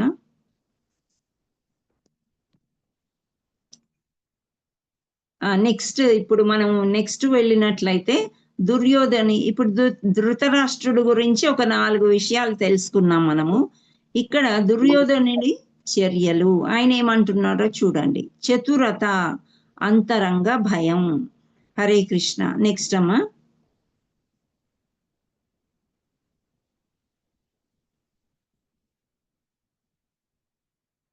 ఇక్కడ ఒక శ్లోకం ఇచ్చారండి. ఆ శ్లోకంలో మనకి ఆయన చతురత అని అంటే ఆయన ఏంటంటే ద్వంద్వంగా బిహేవ్ చేస్తూ ఉంటాడనమాట. అంటే మన తరపున 2 విధాలుగా ఆయన ఉంటూ ఉంటాడనమాట. సో అలా ఎందుకు అని అంటే అప్పుడే పొగిడినట్లు ఉంటుంది, అప్పుడే తిట్టినట్టు ఉంటుంది. కొందరు మనలో కూడా అలా ఉంటారు కదా, మీరు పొగుడుతున్నారా తిడుతున్నారా మాకు అర్థం కాలేదు అని మనం మాట్లాడుతూ ఉంటాం. సో ఆ విధంగా ఉంటుందన్నమాట. సో ఇక్కడ పశ్చైతం పాండుపుత్రాణం ఆచార్య మహతీం చుము పూడ్యం ద్రుపద పుత్రేణ తవ శిష్యేన ధీమత. ఓ ఆచార్య అంటే ఇప్పుడు ఇక్కడ ఏం చేశాడు అంటే, ఒక చెడు గుణం ఉన్నప్పుడు ఒక మనిషికి ఎవరు ఏంటి అనేది ఆలోచన జ్ఞానం ఉండదు అనమాట. తాత తండ్రి గురువు అలా ఏమి ఉండదు. ఫస్ట్ ఆయన ఎవరి దగ్గరికి, ఆచార్య అని ఎవరిని అంటారు? ఒక గురువుని అంటారు. సో ఈ సారాంశం చదవండి అమ్మా ఎవరన్నా. హరే కృష్ణ. హరే కృష్ణ మాతాజీ. ఎవరు పేరు చెప్పండి? విజయలక్ష్మి మాతాజీ. విజయలక్ష్మి, చెప్పండి అమ్మా, చదవండి. ఓ ఆచార్య, మీ బుద్ధికుతుడైన శిష్యుడకు ద్రుపదతనయునితో దక్షతగా ఏర్పాటు చేయబడిన పాండుసుతుల గొప్ప సేనను గాంచుము. హరే కృష్ణ మాతాజీ. Thank you. ఇక్కడ ఆయన ఏమంటున్నారంటే, ఓ ఆచార్య, మీ బుద్ధి కుశలుడైన శిష్యుడగు ద్రుపద తనయునితో దక్షతగా ఏర్పాటు చేయబడిన పాండు సుతుల గొప్ప సేనను గాంచుము అని అంటున్నాడు. ఎందుకు అలా అంటున్నాడు అని అంటే, ఆచార్య ద్రోణాచార్యుడి దగ్గరికి వెళ్ళాడు. ఆయన వెళ్ళిన తర్వాత ఏమంటున్నాడు అంటే, మీ యొక్క శిష్యుడు ఎవరు? ద్రుపద ఎవరు అంటే ద్రౌపది యొక్క సోదరుడు అన్నమాట. ద్రౌపది అండ్ ద్రుపద ఇద్దరు కూడా ఒక యజ్ఞం చేస్తే పుట్టిన వాళ్ళు అన్నమాట వీళ్ళు. సో ఇక్కడ ద్రుపద నీ యొక్క శిష్యుడు కదా, నీవు యుద్ధం గురించి అన్ని నేర్పించావు అంటే ద్రోణాచార్యుడు పాండవులకి కౌరవులకి శిష్యుడు. ఈ ద్రుపద తనయుడు ఇతను కూడా ఒక శిష్యుడు అన్నమాట. సో ఎంతో వినయంగా నువ్వు నేర్పించి నిన్ను శిష్యుల్లాగా చేసుకున్నప్పుడు ఆపోజిట్ టీంలో అంటే ఎదురుగా ఇక్కడ పాండు సుతుల గొప్ప సేనను గాంచుము అని అంటున్నాడు. అంటే పాండవుల యొక్క సేనలో చేరి నిన్ను చంపడానికే రెడీ అయ్యాడు నీ యొక్క శిష్యుడు అని చెప్తున్నాడు ఆయన. అంటే దెప్పి పొడుస్తున్నాడు అనమాట. సో ఈ ద్రుపద యొక్క పుత్రుడు గురించి ఎందుకు అంత ఇదిగా చేస్తున్నారు అని అంటే, ద్రుపద మహారాజు ఏం చేస్తాడంటే ఒక యజ్ఞం చేస్తాడు, నాకు ఒక పుత్రిక కావాలి, ఆ పుత్రికకి అర్జునుడికే ఇచ్చి పెళ్లి చేయాలి. ఎందుకంటే అర్జునుడు చాలా గొప్ప యోధుడు అన్నమాట, అన్నిట్లో కూడా, యుద్ధ భూమిలో అన్నిట్లో. సో ఆయనే నాకు అల్లుడు అయిన ఉంటే నాకెంతో నా పుత్రిక బాగుంటుంది. ఆ అల్లుడిని చేసుకోవాలన్న ఆకాంక్షతో ఒక పుత్రిక కావాలి. అండ్ ఇక్కడ ద్రోణాచార్యుని సంహరించడం కోసం, అంటే ద్రోణాచార్యుడికి ఆయనకి ఒక టైంలో ఒక వైరం అనేది జరుగుతుంది అనమాట. సో ద్రోణాచార్యుని సంహరించడానికి నాకు ఒక పుత్రుడు కావాలి అని యజ్ఞం చేసి వీళ్ళిద్దరిని పొందుతాడనమాట యజ్ఞ బలంతో. పొందినప్పుడు ఏమవుతుందంటే, హరే కృష్ణ. సో ఇక్కడ హ్యాండ్ రైజ్ చేసిన వాళ్ళకి కొంచెం ఛాన్స్ ఇవ్వండి అని చెప్తున్నారు. సో మీరు హ్యాండ్ రైజ్ చేసిన వాళ్ళని వరుసగా చందన ఒకసారి నోపి. నాకు ఇక్కడ కరెంట్ పోవడంతో చిన్న మొబైల్లో చేస్తున్నా కదా, కొంచెం ఇబ్బంది వచ్చింది, కొంచెం సహకరించండి. Hare Krishna. Chandana, you can just unmute them. ఎవరైతే హ్యాండ్ రైజ్ చేశారో వాళ్ళని వరుసగా అన్మ్యూట్ చేస్తున్నారు. ఓకే, మాతాజీ 1 by 1 అన్మ్యూట్ చేస్తాను, హ్యాండ్ రైజ్ చేసి. Thank you Mataji. Hare Krishna. So ఆ విధంగా ఆ యొక్కటి మనసులో పెట్టుకుని మళ్ళీ కూడా ఈ ద్రోణాచార్యుడి దగ్గరికి ఆయన పుత్రుడిని పంపిస్తాడు శిక్షణ కోసం. సో పంపిస్తే అప్పుడు ఒక టీచరు ఒక శత్రువు యొక్క పిల్లవాడు వస్తే కూడా దగ్గర తీసుకుని శిక్షణని ఇస్తారు. అది అంత ఉదార గుణం ఉంటుందన్నమాట. ఈ రోజు నేను క్లాస్ చెప్తున్నానని మా శిక్షా గురువులందరికీ కూడా వాళ్ళు చాలా బిజీగా ఉన్నారు వ్యాస పూజలో. కొంచెం బ్లెస్ మీ అని చెప్పి ఒక చిన్న మెసేజ్ పంపిస్తే యు ఆర్ ఆల్రెడీ బ్లెస్డ్ అన్నారు. అంటే అసలు వాళ్ళకు ఉదార భావానికి నా కళ్ళలో నీళ్లు కూడా వచ్చినాయి. యు ఆర్ బ్లెస్డ్ అంటే ఏంటి అసలు, ఏంటి అంటే వాళ్ళు చాలా పెద్దవాళ్ళు, ఎన్నో పాఠాలు తీసుకున్నారు, ఎన్నో శిక్షణలు చేశారు. చిన్న బ్లెస్సింగ్ ఇవ్వడానికి యు ఆర్ ఆల్రెడీ బ్లెస్డ్ అంటే కృష్ణ యొక్క కృప మీ మీద ఉంది అని అలా ఉంటుందన్నమాట. అంటే ఆచార్యుల యొక్క కృప ఎలా ఉంటుంది అని మనం ఎలా ఊహించుకోలేము అది. సో అంత గొప్ప మనస్తత్వం ద్రోణాచార్యుడు ఉండి ఆయనకి శిక్షణ ఇచ్చినప్పుడు ఆయన న్యాచురలీ కదా, ఇప్పుడు పాండవుల యొక్క భార్య ద్రౌపది. సో ద్రౌపది అయినప్పుడు ద్రౌపది యొక్క సోదరుడు వాళ్ళకే సపోర్ట్ చేయాలి. ఈ ద్రోణాచార్యుడు ఇంకా వేరే వాళ్ళందరూ కూడా భీష్మాచార్యులు ఎందుకని దుర్యోధనుడికి సపోర్ట్ చేస్తున్నారు అని అంటే, దుర్యోధనుడు అక్కడ రాజులాగా వ్యవహరిస్తున్నాడు కాబట్టి, రాజు మాట వినాలి కాబట్టి చేస్తున్నారు అలా. సేనాధిపతి భీష్మాచార్యులు ఉంటారు. సో ఇలా ఆయన శిష్యుడిగా అంగీకరించి శిష్యత్వం ఇచ్చినందుకు ఇతను వచ్చేసి వ్యంగ్యంగా మాట్లాడుతున్నాడు అనమాట. ఎవరు మాట్లాడారు ఈ విధంగా? చాలా చతురంగా అన్నమాట, వ్యంగ్యంగా ద్రోణాచార్యుడితోని అంటున్నారు. నీ శిష్యుడే చూడు, నీ ఆపోజిట్ పాండవుల సైడ్ ఉండి మనతో పోట్లాడుతున్నాడు అని చెప్తున్నాడు, నువ్వు చూడు అని ఆయనకి ఇన్సల్ట్ లాగా చేశాడనమాట ఆయన యొక్క ఆచార్యుడిని. నెక్స్ట్ అమ్మ, హరే కృష్ణ. ఇంకా ఆ విషయంకి ఇక్కడ నెక్స్ట్ వచ్చినట్లయితే చతురత. దుర్యోధనుడు రాజుగా సంబోధింపబడేను, సేనాధిపతి వద్దకు వెళ్తాడు. ప్రతి ఒక్కరూ భీష్మునికి మద్దతు ఇవ్వవలసిందిగా అడిగాను. ఇక్కడ 1.2, 1.11 ఈ విధంగా చెప్తున్నారు. నెక్స్ట్ అమ్మ, నెక్స్ట్. హరే కృష్ణ. ఇక్కడ ఏం చెప్పారు అని అంటే, ఆ శ్లోకాల్లో నేను సమ్మరీస్ చెప్తున్నాను. శ్లోకాలు చదివితే ఇప్పుడు మనకి చాలా టైం పడుతుంది. ఆయన ఇక్కడ ద్రోణాచార్యుడిని కొద్దిగా ఇన్సల్ట్ చేశాడు కదా, ఆ తర్వాత భీష్మాచార్యుల దగ్గరికి వెళ్ళాడు. భీష్మాచార్యులు వీళ్ళకు తాత. సో అర్జునుడు ఒక్కడు ఎంత బలశాలియో అలా 16, 17 ఇంకా ఎక్కువ బలశాలి భీష్ముడు. ఈ అక్షయ సేనాలు ఉంటాయి, ఎన్నో సేనలు ఉంటాయి అన్నమాట. పాండవుల దగ్గర తక్కువ 11 మాత్రమే ఉంటాయి, కౌరవుల దగ్గర చాలా ఉంటాయి. బికాస్ నారాయణ సేన వాళ్ళ సైడ్. సో ఇంతమందిని కూడా కబలించేది శక్తి ఎవరికి ఉంటుంది అంటే ద్రోణాచార్యులకు ఉంటుంది. అయినా కానీ ఈయన చూడండి ఎంత ఈ బుద్ధితోని వెళ్ళి ద్రోణుని అడుగుతాడు ఏమని అని చెప్తే, ఇక్కడ ఇది ఆంతరంగిక భయం. నెక్స్ట్, ఇంతకుముందు స్లైడ్ ఏంటమ్మా? హరే కృష్ణ. ఇక్కడ దుర్యోధనుడు రాజు సంబోధింపబడిన సేనాపతి వద్దకు వెళ్ళాను, అంటే ద్రోణాచార్యుడి దగ్గరికి వెళ్తాడు. వెళ్ళి చూడు నీ పుత్రుడు, నీ మనమలు వాళ్ళు ఎలా చేస్తున్నారో చూడు అని చెప్పేసి ఆయనని రెచ్చగొడతాడు. ఫస్ట్ రెచ్చగొట్టిన తర్వాత మళ్ళీ అందరితో ఏం చెప్తాడంటే భీష్మాచార్యులు చాలా పెద్దవారు అయ్యారు, సో ఈ ప్రతి ఒక్కరు కూడా ఆయనను మనం రక్షించుకోవాలి. ఈ యొక్క యుద్ధంలో భీష్మాచార్యుల యొక్క సహాయం మనం తీసుకోవాలంటే ముందు ఆయన చుట్టూ మనం ఏర్పాటు చేసుకుని ఆయనని రక్షించాలి అని చెప్తున్నాడు. అంటే 2 విధాలుగా మాట్లాడుతున్నాడు అన్నమాట. ఒక విధంగా ఇన్సల్ట్ చేస్తున్నాడు, ఇంకో రకంగా కూడా ఆ మద్దతు ఇవ్వవలసిందే కూడా తెలుపుతాడు అనమాట. Let us go to the next slide. yes no దీనికంటే ప్రీవియస్. ఎస్, ఇక్కడ ఆంతరంగిక భయం అన్నమాట. ద్రోణిని తప్పుని ఎత్తి చూపెను, ఇరుపక్షాల యోధుల పేర్లను ప్రస్తావించెను, భీముడిపై ఈర్ష్యని వ్యక్తపరచెను, భీష్మునికి మద్దతు తెలుపమని చెప్పాను. అంటే ఇక్కడ ఆంతరంగిక భయం అంటే లోపల ఎన్ని భయాలు అన్నమాట. ఆయన ఎంత ఎత్తి చూపినా, ఇన్సల్ట్ అంటే దెప్పి పొడిచినా గాని, ద్రోణుని గాని ఇక్కడ భీష్మాచార్యుని గాని ఇంతమందిని చేసినా గాని ఆయనకి భీముడిపై ఒక ఈర్ష. చిన్నప్పటి నుంచి కూడా భీముడు దుర్యోధనుడు ఇద్దరు ఈక్వల్లీ బలశాలులు అన్నమాట.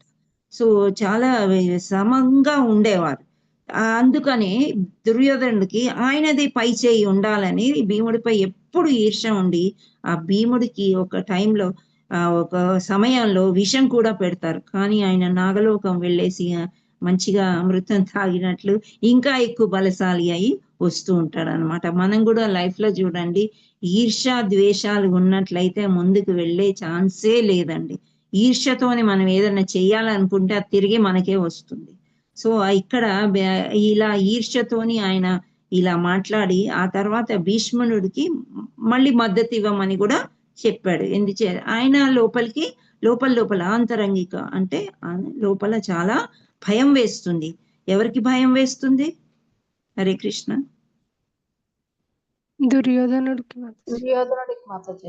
ఎస్, దుర్యోధనుడికి ఇంత అంటే చాలా చతురంగా ఈ విధంగా మాట్లాడినా ఏం చేసినా సరే ఆయనకి భయం వేస్తుంది అన్నమాట ఈ లోపల.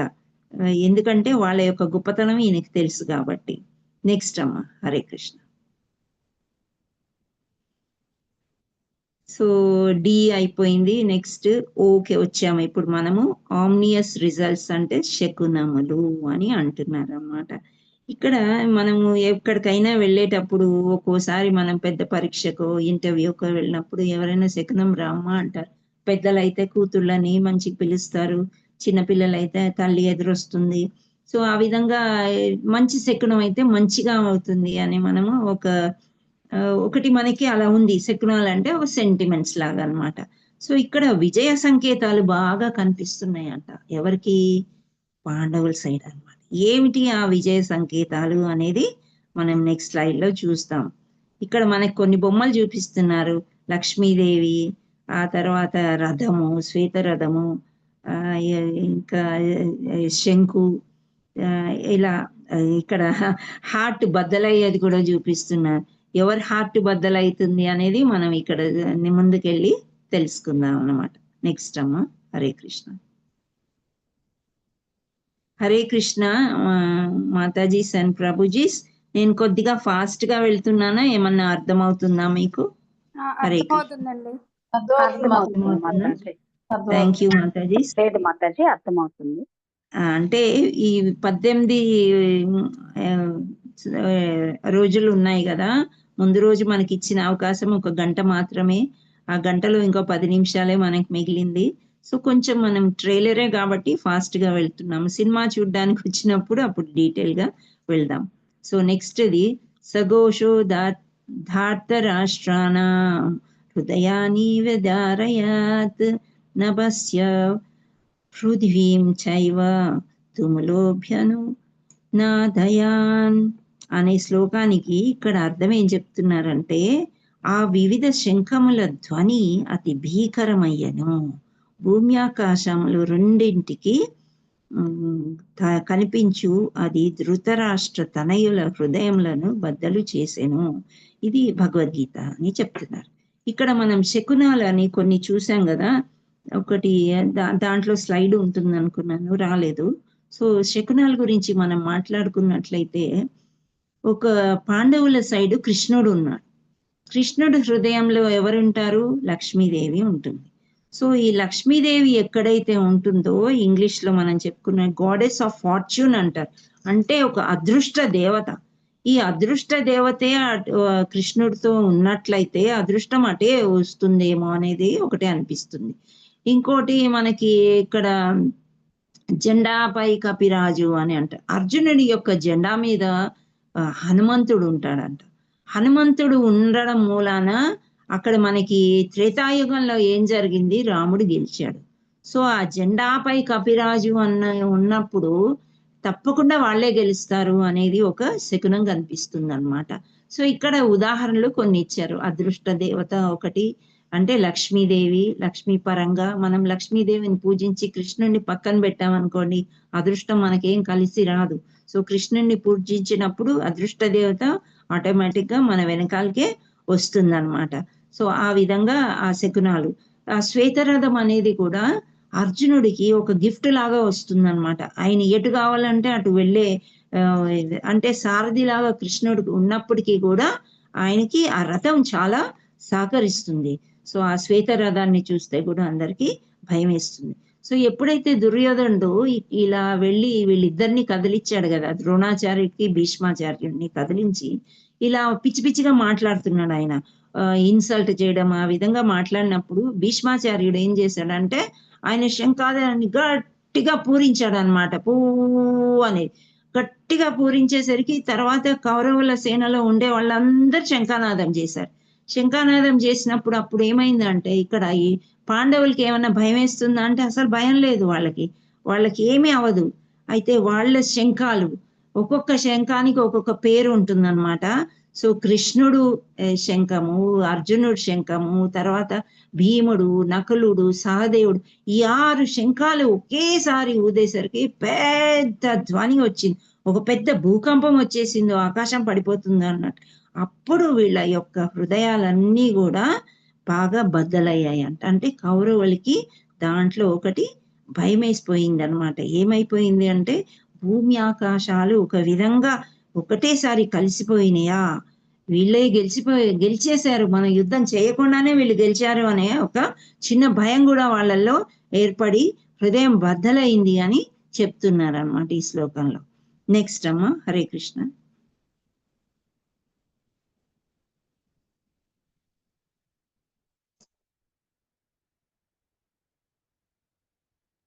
హరే కృష్ణ. నెక్స్ట్ ఇది ఎవరన్నా చదవండి. హృదయములు బద్దలు అగుట.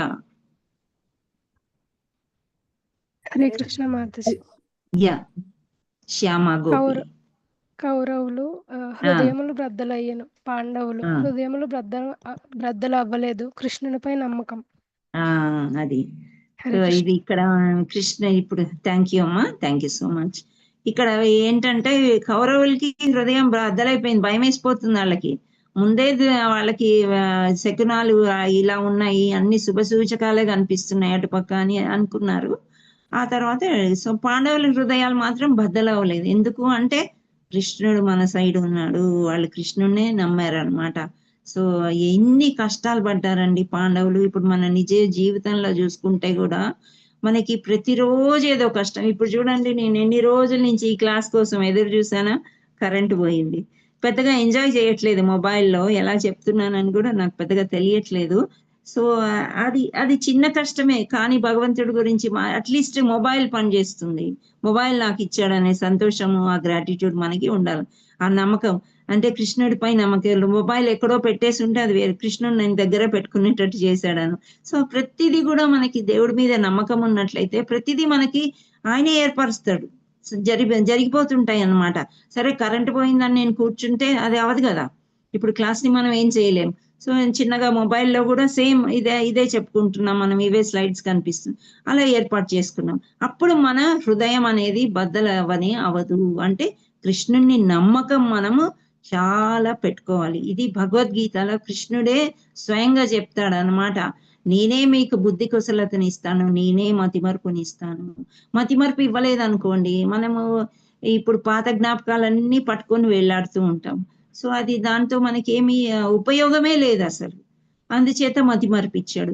జ్ఞాపక శక్తి ఇచ్చాడు. ఎప్పుడెప్పుడో విన్న పాఠాలన్నీ కూడా కూర్చి ఇక్కడ శిష్యులకి చెప్పమ్మా అన్నారు. సో అవన్నీ కూడా మనకి దగ్గరికి వస్తున్నాయి సో అది కృష్ణుడి మీద నమ్మకం ఉన్నట్లయితే ఈ విధంగా ఉంటాయి. అందుకని కౌరవుల యొక్క హృదయము పాండవుల యొక్క హృదయము బద్దలు అవ్వలేదు అని ఇక్కడ చెప్తున్నారు. కౌరవులకి బద్దలైందంట హృదయం. Next, Hare Krishna. Next slide. ఇప్పుడు నేను చెప్పాను కదా కృష్ణుడే చెప్పాడని చెప్పి, అది యత్ర యోగేశ్వరః కృష్ణో యత్ర పార్థో ధనుర్ధరః తత్ర శ్రీర్వజయో భూతిర్ ధ్రువానీతిర్మతిర్మమా.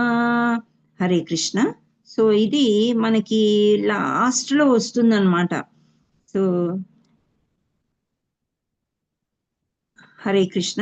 సో నెక్స్ట్ హ్యాండ్ రైజ్ వాళ్ళని పిలువమ్మా. చందన. హరే కృష్ణ. విజయలక్ష్మి మాతాజీ ప్లీజ్ అన్మ్యూట్ చేసుకోరా. హరే కృష్ణ మాతాజీ, దండోత్ ప్రణామం మాతాజీ. మీరు యోగేశ్వరుడు ఇంతకుముందు చదివారు కదా మాతాజీ. హరే కృష్ణ. అవును చదివాను మాతాజీ. హరే కృష్ణ. చదివితే మీరు హ్యాండ్ డౌన్ చేయండి, వేరే వాళ్ళకి ఛాన్స్ ఇద్దాం. హరే అలాగే. Krishna. Thank you Mataji for cooperating. Shalini next Mataji unmute చేసుకోరా. ఎవరు? బోనా మాతాజీ. విజయ అన్నారా? శాలిని మాతాజీ హరే కృష్ణ. ఓకే, కే విజయ మాతాజీ మీరు అన్మ్యూట్ చేసుకొని చదవండి. నమస్తే అమ్మా. యోగేశ్వరుడైన శ్రీకృష్ణుడు మరియు మేటి ధనుర్ధారి అయిన అర్జునుడు ఎచ్చట ఉందురో అచ్చట సంపద, విజయము, అసాధారణ శక్తి, నీతి నిశ్చయముగా ఉండును. ఇదియే నా అభిప్రాయము. భగవద్గీత ఎవరు చెప్తున్నారండి ఈ విధంగా? Thank you Mataji. హరే కృష్ణ. విజయ మాతాజీ ఎవరు చెప్తున్నారు ఇలాగా? శ్రీకృష్ణుడు శ్రీకృష్ణుడే. సంజయుడు చెప్తున్నారు మాతాజీ. లేదమ్మా, శ్రీకృష్ణుడే చెప్తున్నాడు. ఇది సంజయుడిది అయిపోయింది. అది మనం మొత్తం డిస్కస్ చేయట్లేదు, అక్కడక్కడ పాయింట్స్ డిస్కస్ చేస్తున్నాం ఫస్ట్ చాప్టర్ లో. Thank you Mataji. Hare Krishna. So ఇక్కడ కృష్ణుడే అంటున్నారు అనమాట. యోగేశ్వరుడైన శ్రీకృష్ణుడు మరియు మేటి ధనుర్ధారి అయిన అర్జునుడు ఎచ్చట ఉండురో అచ్చట సంపద, విజయము, అసాధారణ శక్తి, నీతి నిశ్చయముగా ఉండును. ఇదియే నా అభిప్రాయము అని అంటున్నారు. ఎవరు? భగవంతుడు అన్నమాట. భగవంతుడు ఉవాచ. ఇది 18 చాప్టరు 78 లాస్ట్ లో. ఇప్పుడు మనము పిల్లలకి స్కూల్లో కానీ కాలేజ్లో కానీ చాప్టర్స్ అన్ని కంప్లీట్ చేసేస్తాం. యాన్యువల్ ఎగ్జామ్ వస్తుంది కదా, అప్పుడు టీచర్లకు ఏం పని ఉంటుంది? పేపర్లు దిద్దడమే కానీ పాఠాలు చెప్పే పని ఉండదు. ఆ విధంగా భగవద్గీత పూర్తి అయిన తర్వాత నేను అన్ని చెప్పాను, నీకేమేం కావాలో అవన్నీ చెప్పాను. అయితే చెప్పిన తర్వాత నువ్వు ఇది నీ ఇష్టం, నువ్వు ఎలా ఫాలో అవుతావు అని చెప్తారు కృష్ణుడు. తర్వాత ఎక్కడ కృష్ణుడు ఉన్నాడో అక్కడ సంపద, విజయం అనేది తప్పకుండా ఉంటుంది. పక్కన అర్జునుడు ఉన్నట్లయితే సంపద, విజయం, అసాధారణ శక్తి, నీతి నిశ్చయంగా ఉండును. ఇది నా అభిప్రాయము అని చెప్తున్నారు. అంటే ఇప్పుడు చూడండి, గురువులు ఎప్పుడైనా కానీ శిష్యులకి కూడా వాళ్ళ యొక్క స్థానాన్ని ఇవ్వడానికి ప్రయత్నం చేస్తారనమాట. శిష్యుల చేతనే ఎక్కువ చెప్పిస్తూ ఉంటారు. సో ఆ విధంగా ఎక్కడైతే కృష్ణుడు ఉన్నాడో అక్కడ అర్జునుడు ఉన్న చోట విజయం తథ్యము అని చెప్తున్నారు అనమాట. హరే కృష్ణ. నెక్స్ట్.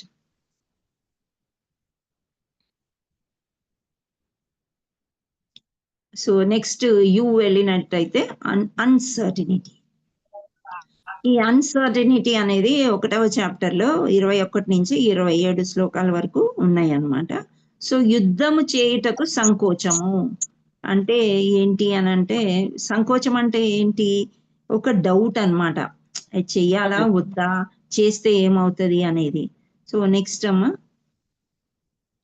హరే కృష్ణ. ఇక్కడ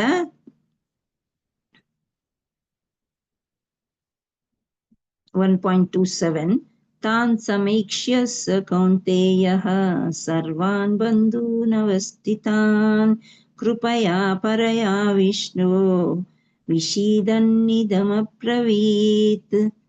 హరే కృష్ణ. సమ్మరీ నెక్స్ట్ ఎవరున్నారో వాళ్ళు చదవండి అమ్మా. భారతి పెరుమల మాతాజీ హరే కృష్ణ. అన్మ్యూట్ చేసుకోండి. హరే కృష్ణ మాతాజీ. హరే కృష్ణ. ప్రణామమ్మ. చదవండి. మాతాజీ. సర్వవిధ బంధువులను మరియు స్నేహితులను కాంచినంతట కుంతి తనయుడైన అర్జునుడు కరుణను కూడిన వాడే ఈ విధంగా పలికెను. హరే కృష్ణ మాత. ఓకే. ఇప్పుడు ఇక్కడ ఏమైందంటే యుద్ధం ఎందుకు చేస్తున్నారు అని అంటే దుర్యోధనుడు ఏమన్నాడు, నేను కృష్ణుడు సంధికి వెళ్తాడండి. మనం బ్యాక్గ్రౌండ్ లో వెళ్ళినట్టయితే పాపం వీళ్ళు క్షత్రియులు కదా, వీళ్ళకి రాజ్యం అవసరము. 3 ఊళ్ళు ఇచ్చేసి వాళ్ళే రాజ్యం వెళ్ళుకుంటారంటే ఈ దుర్యోధనుడికి భయం. చిన్న ఊరిస్తే కూడా వీళ్ళు మొత్తం రాజ్యాలని కబలిచ్చేస్తారు కాబట్టి నేను సూది మొన దూరినంత స్థలం కూడా నేను ఇవ్వను అని అంటాడు. ఓహో, నువ్వు ఇవ్వవా, అయితే మనం యుద్ధమే చేద్దాం, యుద్ధం ఎవరు గెలిస్తే వాళ్ళే రాజు అవుతారని యుద్ధానికి పురిగలుపుతారనమాట. సో ఇక్కడ ఏమవుతుంది, అర్జునుడు యుద్ధానికి తయారయ్యాడు. కృష్ణుడు ఏదైతే ఓకే అని చేశారో అదంతా. సో ఇక్కడ ఫస్ట్ చాప్టర్ లో మనం విషాద యోగం అని అన్నాం.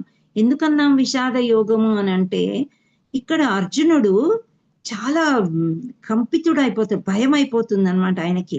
ఏంటి అని అంటే ఇక్కడ ఎంత విద్యలు వచ్చినా విలువిద్యలు వచ్చినా ఏమైనా కానీ ఇక్కడ ఆయన వీళ్ళ ఎవరికి కుంతి తనయుడు అంటే అర్జునుడు అనమాట. ఆయన ఏం చూశాడు, కృష్ణుణ్ణి సారథిలాగా తీసుకున్నప్పుడు సరే ఈ ముందుకు పోనివ్వు అని అంటాడు. కృష్ణుడు ఒక నవ్వు నవ్వుకుంటాడు అనమాట. ఓహో, ఈ అర్జునుడికి యుద్ధం చేయాలన్న ఆరాటం పెరిగినట్లుంది, సరే అని చెప్పి మనసులో నవ్వుకొని ముందుకు తీసుకెళ్తాడు, చిన్న మందహాసం చేస్తూ. ముందుకు తీసుకెళ్లేసరికి ఆయన చూసేసరికి అక్కడ ఎదురుగా ఏం కనిపిస్తున్నారు, అందరు వాళ్ళ కజిన్ బ్రదర్స్ అన్నమాట. అంటే చిన్న అన్న పెదనాన్న పిల్లలు, ఆ తర్వాత అందరూ చిన్న చిన్న యోధులు, ఆ తర్వాత ముఖ్యమైన మనుషులు ఎవరంటే ఆ ద్రోణాచార్యుడు గురువులు, ఆ తర్వాత భీష్మ ఆచార్యులు అంటే ఆయన యొక్క తాత, బంధువులు, వీళ్ళందరినీ నేను ఎలా చంపాలి, నేను చంపలేను, నా వల్ల అవదు అనేది ఒక భయం. ఈ స్నేహితులు, మిగతా వాళ్ళందరూ కూడా స్నేహితులు. సో ఈ విధంగా అయిపోయి చాలా కరుణతో కూడినటువంటి మనసు అయిపోతాడనమాట అర్జునుడు. సో మనం మామూలుగా ఇప్పుడు చీమల్ని, దోమల్ని, బల్లుల్ని ఏమన్నా చంపాలంటే ఏదో మందులు పెడతాం అది.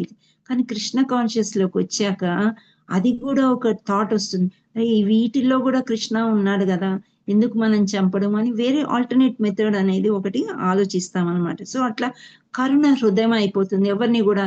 ఇప్పుడు మామూలుగా పొద్దున్న మనకు వచ్చేది సర్వెంట్ మేడ్, ఏదైనా లేట్ అయినా సరిగా బాగాలేకపోయినా మనం అరవడమో తిట్టడం.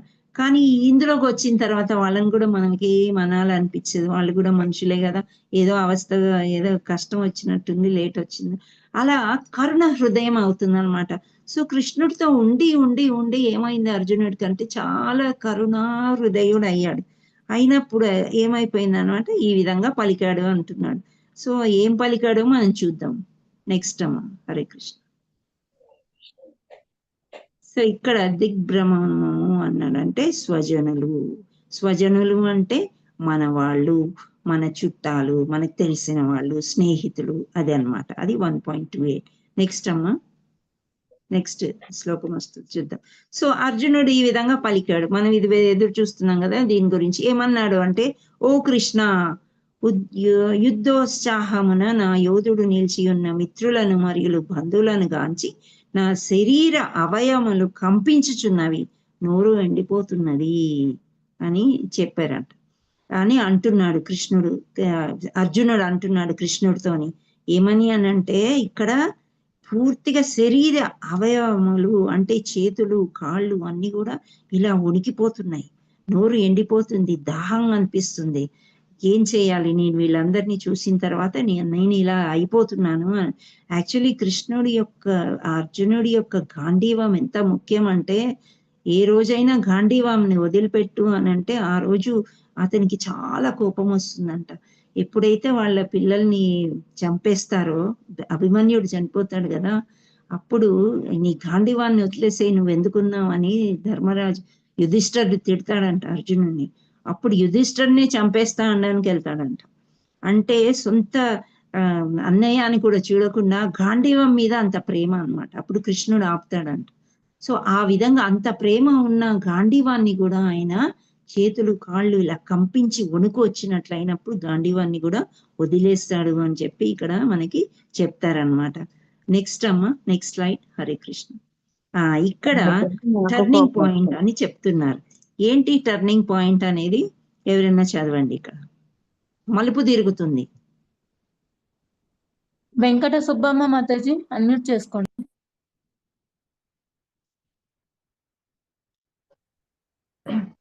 హరే కృష్ణ. ఫస్ట్ అవయవాలు స్లైడ్ కంపించుట. నెక్స్ట్ నోరు ఎండిపోవడము. మొత్తము కంపించబడుచున్నది. ఎస్. చేతులు గాంధీవము జారెను, చర్మము మండుతున్నది, కాళ్ళు నిలబడలేకున్నవి. అది. సో ఇవన్నీ ఇవి టర్నింగ్ పాయింట్ అవుతుంది ఇక్కడ అర్జునుడికి. అర్జునుడు అంటే పెద్ద యోధుడు. గాంధీవం పడేయడం ఏంటి, అసలు పడిపోవడం ఏంటి అనేది. అంటే ఆయనకి చేతులు కాళ్ళు అన్ని వణికిపోయి దాహం వేసినట్టయి చర్మం ఇట్లా మంటల్లాగా అవుతుంది అనమాట. ఎందుకు అంటే వీళ్ళని నేను చంపడం ఏంటి, అసలు నేను యుద్ధం చేయడం ఏంటి అనే ఆలోచన వచ్చిందనమాట.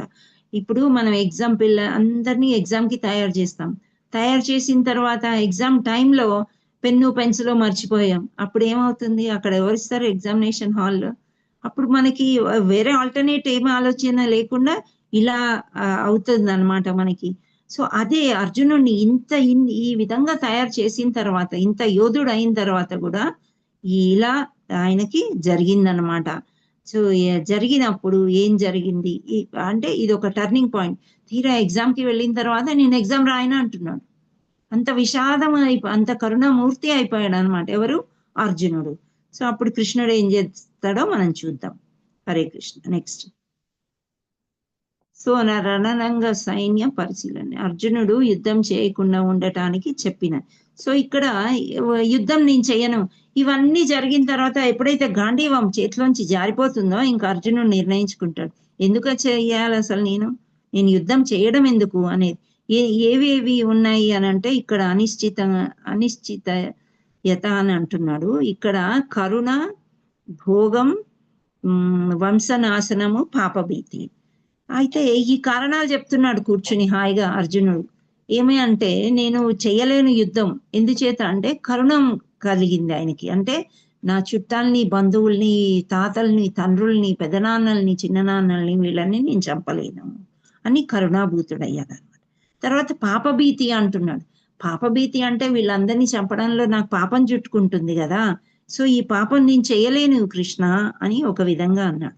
ఆ తర్వాత వీళ్ళందరినీ చంపేసిన తర్వాత ఎవ్వరు లేని సమయంలో నాకు సింహాసనం ఎక్కి ఆ భోగాన్ని నేనేం అనుభవిస్తాను, నాకు వద్దు అని చెప్తున్నాడు. ఆ తర్వాత ఇంకో విషయం ఏమన్నాడంటే వంశనాశనము. సో అందరినీ చంపేసిన తర్వాత మన వంశమే నాశనం అయిపోయిన తర్వాత నేనెందుకు రాజు అవ్వడం అనేది, ఈ 4 విషయాల్ని బాగా ఆలోచిస్తున్నా. అప్పుడు కృష్ణ అంటాడు, నువ్వేంటి పెద్ద పండితుడిలాగా మాట్లాడుతున్నావు అని చెప్పి నెక్స్ట్ అంటాడు అనమాట. సో ఇక్కడ ఈ 4 విషయాలతోని ఆయన ఈ 5 కారణాలు ఆయన చెప్తూ ఉంటాడు అనమాట. సో 5 కారణాలకి నెక్స్ట్ 2వ చాప్టర్ లో కృష్ణుడు ఏం చేస్తాడో మనము ఫ్యూచర్ లో మనం చూద్దాం. నెక్స్ట్ స్లైడ్ అమ్మా. ఇక్కడ ఫస్ట్ మనము భగవద్గీత నుండి ఏం పాఠాలు నేర్చుకున్నాము అని మనం చూసినట్లయితే 1.1. సో ఇవన్నీ కూడా ఒకదాని తర్వాత ఒకరు చదవండి. హరే కృష్ణ. హరే కృష్ణ. చందన మాతాజీ, భువన మాతాజీ హ్యాండ్ రేస్ చేసిన వాళ్ళు. Yes, hand raise Mataji. Hare Krishna, unmute చేసుకోండి. ఫస్ట్ హరే కృష్ణ మాతాజీ. 1.1 స్వీయ లోపాలను గమనించుకోవాలి. ఇక్కడ ఏమంటే థ్యాంక్ యూ మాతాజీ. హరే కృష్ణ. స్వీయ లోపాలు అని అంటే మనం ఎప్పుడు చూడు ఎదుటి వాళ్ళని ఎత్తి చూపడమే. ఇక్కడ మనకి ఎప్పుడో మనకి చెప్పారు కొందరు, చూపుడు వేలుతో ఎదురు వాళ్ళని చూపించినట్లయితే మిగతా వేళ్ళు మనం చూపిస్తున్నాయి అని అంటారు. అది స్వీయ లోపాలు. మనకి ఎన్ని లోపాలు ఉన్నాయో మనం తెలుసుకోం, కానీ ఎదుటి వాళ్ళ లోపాలని చూడ్డంలోనే మనకి కాలం అంతా గడిచిపోతుంది అనమాట. సో ఇక్కడ మనం నేర్చుకోవాల్సింది ఏంటి అని అంటే స్వీయ లోపాలని గమనించుకోవాలి అని అంటున్నారు. అంటే ధృతరాష్ట్రుడు గాని దుర్యోధనుడు గాని వాళ్ళ లోపాలు ఏంటి అని గమనించుకున్నట్లయితే కురుక్షేత్ర యుద్ధమే జరగదు అసలు. సో ఆ విధంగా వాళ్ళు తెలుసుకోలేకపోయారు. మనం కూడా ఇప్పుడు మనకి ఏదో ఒక చిన్న చెడు జరిగిందో మంచి జరిగిందో ఏదో జరిగింది, మంచి జరిగితే కృతజ్ఞతా భావంతో మనం ఎవరికి కూడా కృతజ్ఞతలు చెప్పడానికి సంకోచిస్తాం.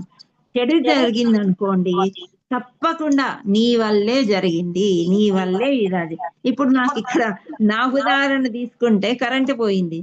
కరెంటు పోయిందంటే ఇప్పుడు నేను అనలేను కదా గౌరంగవాణి టీం వల్లే కరెంటు పోయిందో ఇంకెవరి వల్లే పోయింది, అలా మనం ఏం అనలేము.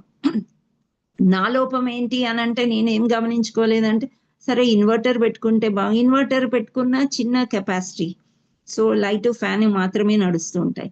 సో అది ఇంకా ముందుకి ఏం చేయగలను అనేది మనం గమనించుకోవాలన్నమాట.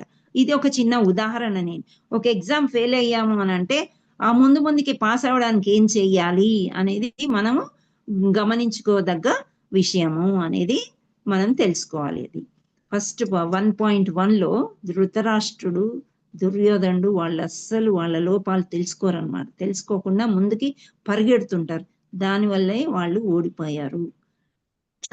నెక్స్ట్ అమ్మా, నెక్స్ట్ చదవండి 1.211. అపర్ణవి మాతాజీ. హరే కృష్ణ. ఎస్ మాత. చదవమ్మా. 1.1 సెకండ్ రాజనీతి. రాజనీతి కన్నా ధర్మ పర్యాయనత్వమే విజయాన్ని సాధించడానికి ముఖ్యమైనది.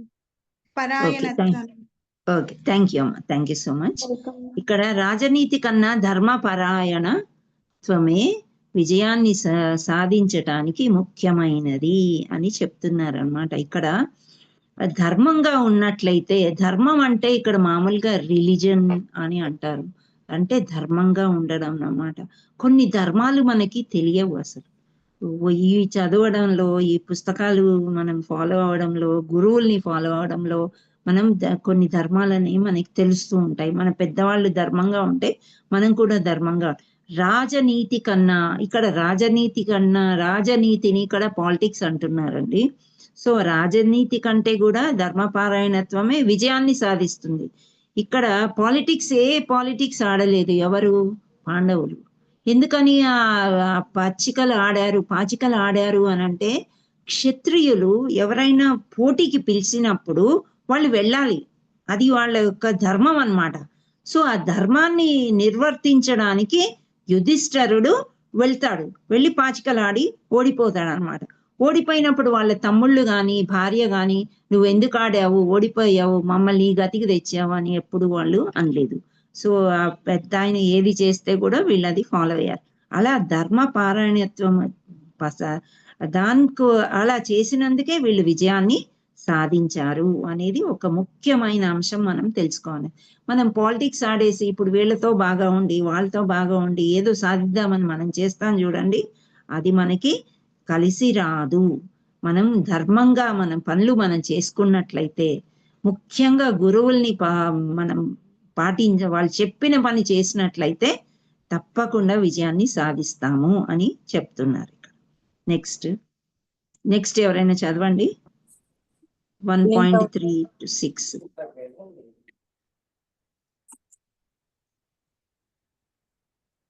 హరే కృష్ణ.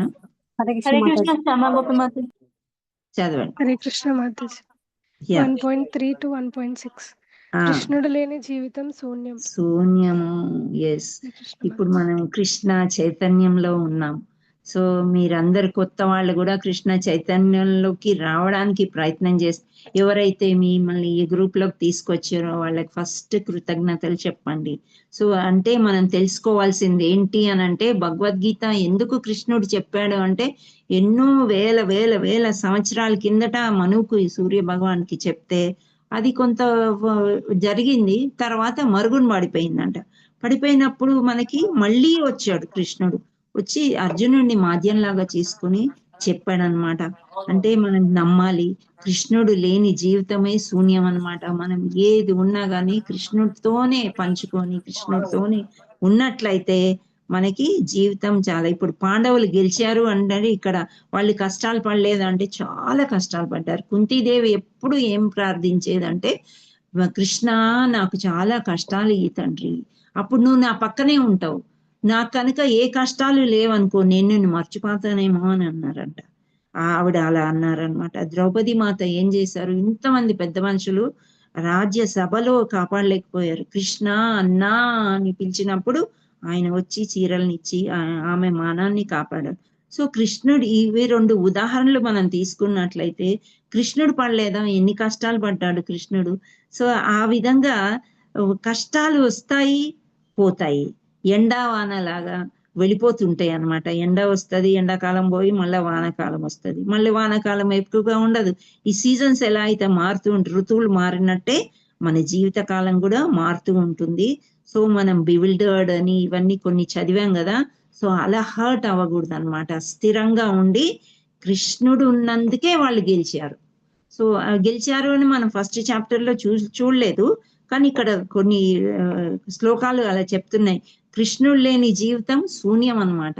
అన్ని చెడు, ఈ కామ క్రోధ లోభ మద మాశ్చర్యాలు అంటాయి కదా, ఇవన్నీ కూడా డామినేట్ చేసేస్తాయి. ఇవన్నీ కూడా ఎక్కువైపోతుంటాయి మనలో, ఎక్కువైపోయి లోభం ఎక్కువైపోయి అవన్నీ అయిపోయేసరికి మనకు అసలు మైండే పనిచేయదు అనమాట. పిచ్చి వాళ్ళతో సమానం మనం.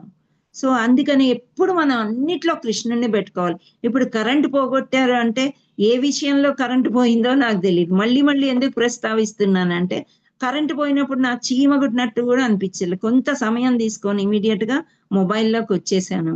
సో ఆ ప్రసాదం అన్న నాకు ఇచ్చాడు కృష్ణుడు. మా గురుదేవుల యొక్క కృప వల్ల ఇది దొరికింది అని నేను కృతజ్ఞతలు చెప్పుకొని ముందుకు సాగడానికి ప్రయత్నం చేశాను అన్నమాట. సో లెటస్ గో టు అలా కృష్ణుడు లేని జీవితం శూన్యం. మనం ఎన్ని పూజలు ఎన్ని వ్రతాలు ఏమి చేసినా సరే గురువులు మనం కరుణించాలి. ఆ గురువు మనని కృష్ణుడి దగ్గరికి తీసుకెళ్ళాలి. ఆ కృష్ణుడే మనకి అన్ని అని మనం నమ్మాలి అన్నమాట. నెక్స్ట్ అమ్మా హరే కృష్ణ ఎవరైనా చదవండి. హరే కృష్ణ మాతాజీ. ఎస్ హరే కృష్ణ చదవండి. 1:12 నుంచి 19 వరకు శకున సూచికలను గమనించుకోవాలి. యా, శకున సూచికలు గమనించుకోవాలి అని అంటే ఇప్పుడు పచ్చరాయి ఎర్రరాయి ఆ రాయి ఈ రాయి పెట్టుకోండి చేతులకి అని చెప్తూ ఉంటారు ఆస్ట్రాలజర్స్. ఆస్ట్రాలజీ కూడా తప్పు కాదు, కృష్ణుడు ఒక భాగం పెట్టాడు అది కూడా.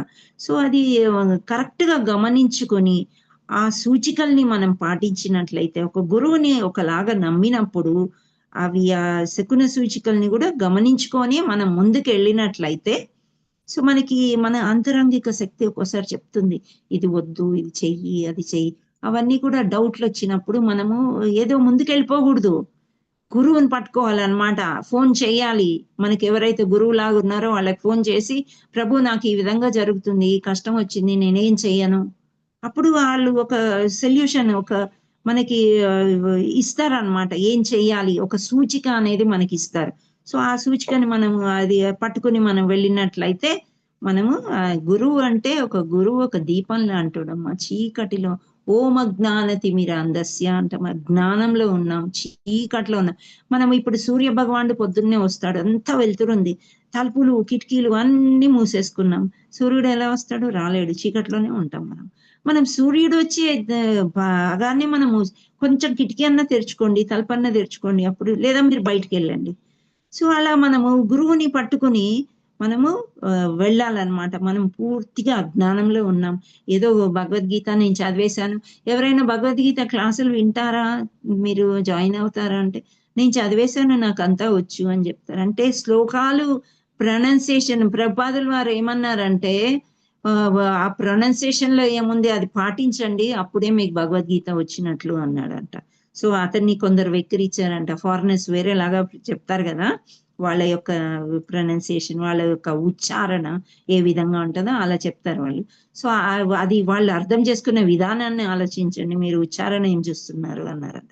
అలా భగవద్గీత నేర్చుకోవడం అంటే శ్లోకాలు నేర్చుకోవడము, రాగం తీసుకోవడము. ఎవరు పడితే వాళ్ళు భగవద్గీత పరంపర ఉందా లేదా, ఆ గురువు కరెక్ట్ గా ఆ పరంపరలోంచి వచ్చారా అనేది మనం బాగా ఆలోచించుకోవాలన్నమాట. ఆలోచించుకొని ఆ గురువుని పట్టుకొని వెళ్ళినట్లయితే మనకి తప్పకుండా శకున సూచికలు గమనించుకున్నట్ల వారము అవుతామన్నమాట.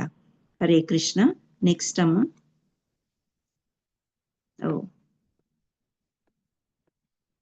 ఇక్కడ నిజ జీవితంలో భగవద్గీత ఏంటి అంటే ఆధ్యాత్మిక సహనము, భావోద్రేక సహనము అని అంటున్నారు అనమాట. సో నెక్స్ట్ క్లాసేనా ఇంకా? హరే కృష్ణ. ఎస్, ఇప్పుడు మనం పూర్తిగా ఇక్కడ చూసినట్లయితే లాస్ట్ స్లైడ్, నేను కొంచెం ఒక 1/2 hour ఎక్కువ తీసుకున్నాను, ఫస్ట్ డే కదా, రేపు ట్రై చేద్దాం. ఇక్కడ వీళ్ళు ఏం చెప్తున్నారంటే జీవితంలో సమస్యలు ఉన్నాయా అంటే, ఇక్కడ మనం చూసుకున్నట్లే కొందరు అవును అంటున్నారు, కొందరు లేవు అంటున్నారు, కొందరు నిజంగా లేవు అంటారండి సమస్యలు. ఇక్కడ మా గురువులు ఏమి ఉదాహరణ ఇస్తారు అని అంటే, ఒక ఏనుగంట చక్కగా స్నానం చేస్తుందంట నీళ్ళల్లో, చాలా బాగా స్నానం చేస్తుంది, నీళ్లు పోసుకుంటుంది, శుభ్రం చేసుకుంటుంది. ఆ తర్వాత బయటకు వస్తుంది, స్నానం చేసినాక మనకి ఎంతో హాయిగా ఉంటది కదా. సో బయటకు వచ్చిన తర్వాత మళ్ళీ ఆ మట్టి అంతా తీసుకుని తొండంతో నొల్లంతా కప్పుకుంటుందంట. సో ఆ విధంగా మనకి అసలు జీవితంలో అందరూ ఏమనుకుంటారంటే, నేను కొంచెం ఆత్మ అట్లాంటివన్నీ తీసుకోలేదండి ఇవాళ ఫస్ట్ క్లాస్ కాబట్టి. సో లేవు అని ఎవరు అంటారంటే, మామూలుగా మనం ఇక్కడ ఈ భౌతిక ప్రపంచంలో ఆహార, నిద్ర, మైథునం ఇవే ఉన్నాయి, సరిపోతాయి అని అనుకుంటా. అంటే పొద్దున లేగానే మనం ఏం తింటామా, ఏం చేద్దామా, సో తర్వాత నిద్రపోతున్నామా లేదా టైంకి, ఆ తర్వాత మైథునం అంటే సంభోగం అనేది, ఎంజాయ్మెంట్ అనేది చేసుకుంటే, ఇంకోటి డిఫెన్స్ అన్నమాట, అంటే మనము వేరే వాళ్ళకి శత్రువుల నుంచి కాపాడుకోవడం అన్నమాట. సో ఈ విధంగా ఈ 4 భయం అంటారు, మైథున భయము అని అంటారు అన్నమాట. సో ఈ 4 మనకి ముఖ్యం అనుకుని అసలు సమస్యలే లేవు అని అనుకుంటాం. ఆ ఏనుగు ఎట్లయితే, ఇప్పుడు పంది ఉంది ఫర్ ఎగ్జాంపుల్, సో అది దీనికి కూడా ఒక చిన్న స్టోరీ ఉంటది. ఇంద్రదేవుడు శూకర్ రూపం, పంది రూపంలో వచ్చి ఇక్కడ ఎంజాయ్ చేస్తూ ఉంటాడంట, ఎంతమంది భార్యలు, పిల్లలు, వాళ్ళందరినీ. అప్పుడు నారద మహర్షి వచ్చేసి, అయిపోయింది, నీ యొక్క శాప విమోచనం జరుగుతుంది, ఇంద్ర పదవి తీసుకోండి రండి అని అంటే, లేదు ప్రభు నాకు ఇక్కడ చాలా బాగుంది అని అంటాడు, బురదలో దొర్లుకుంటూ. సో అలా ఈ కృష్ణుడు ఏం చెప్పాడంటే, ఇది ఈ భౌతిక ప్రపంచం దుఃఖాలయం, అశాశ్వతం అన్నాడు. ఇది శాశ్వతం కానే కాదు. లేవు అని అన్నారు, లేవు అన్నప్పుడు లేను అనేవాడికి ఎందుకు చింతించడం, అవును అన్నవాళ్ళు చింతించకూడదు, లేదు అనేవాళ్ళు కూడా చింతించొద్దు, ఎందుకు మరి చింతించడం అని మనం ఇక్కడ నేర్చుకోవాలన్నమాట. నెక్స్ట్ ఇక్కడ ఈ అవును అనే వాళ్ళకి ఏమైనా పరిష్కారం ఉందా అంటే, ఇక్కడ అవును అంతే, ఇక్కడ లేవు, పరిష్కారం ఏముంటది అంటే ఏమీ లేదు. సో దానికి ఎందుకు చింత ఎందుకు అంటే, ఆలోచన ఎందుకు చేయడం అని అంటున్నారు అనమాట. సో సహనంతో ముందుకు వెళ్ళండి. సహనము, ఓర్పు అనేది చాలా చాలా ఇంపార్టెంట్ అండి. మీరు కూడా మీ జీవితంలో ఎంతో మందిని చూసుంటారు, చిన్నప్పుడు చాలా కష్టాలు పడి ఇప్పుడు చాలా బాగా అయిన వాళ్ళు. సో కొందరు బాగా చదువుకుని, నిన్న మేము ఒక ఇంటికి వెళ్ళాము, అక్కడ జైపూర్లో అన్నమాట. సో వాళ్ళు ఇస్కాన్ వెళ్తాం, మీరు వస్తారా అన్నాను. అమ్మో మేము ఇస్కాన్కి అస్సలు రాము అన్నారు. ఆవిడలో ఎంత భయం కనిపించిందంటే, ఎందుకు అని వాళ్ళ డాటర్ని తర్వాత అడిగాం, వాళ్ళ కూతుర్ని, ఎందుకు మమ్మీ ఇంత భయపడుతుంది అని అంటే, వాళ్ళకి తెలిసిన వాళ్ళ ఇంట్లో ఇంజనీరింగ్, ఐఐటీలు చదివించారంట ఇద్దరు బాబుని, ఒకే ఇంట్లో ఇద్దరిని. సో వాళ్ళు ఇస్కాన్ సరే భజన్ కీర్తన్ చూసి వస్తామని చెప్పి వాళ్ళు వెళ్ళిపోయి సన్యాసులు అయ్యారంట. అంటే చూడండి, వాళ్ళ ఇంటి మీద దేవుడి యొక్క కృప వాళ్ళు తెలుసుకోలేకపోయారు. తెలుసుకోలేక ఇంకా పిల్లలు పెళ్లిళ్ళు చేసుకోకుండా సన్యాస దీక్షలు తీసేసుకుంటే ఎలా అని చెప్పి వాళ్ళ చుట్టుపక్కల ఉన్న వాళ్ళు, వాళ్ళ రిలేటివ్స్, బంధువులు, వాళ్ళు వీళ్ళు అందరు కూడా మాకు అసలు ఈ చాలా కష్టం, వద్దు బాబోయ్ అని అనుకునే రకానికి వచ్చారనమాట. కానీ అది కాదు, అసలు గృహస్థాశ్రమంలో ఉండి కూడా మనము కృష్ణుడితోని ఉండాలి, రోజంతా కృష్ణుడి కోసమే మనం ఉన్నాము అని అనుకున్నట్లయితే దాని యొక్క సంతోషం ఇంత అంత కాదు. ఈ జీవితంలో ఉండే సంతోషం కంటే కూడా ఎక్కువ సచ్చిత్ ఆనందం అంటారు. అంటే ఆ ఆనందము, ఆ సంతోషం ఈజ్ అ ట్రూత్ అన్నమాట, ఎవర్ లాస్టింగ్, అంటే ఎప్పటికీ మిగిలిపోతుంది, ఉంటుంది.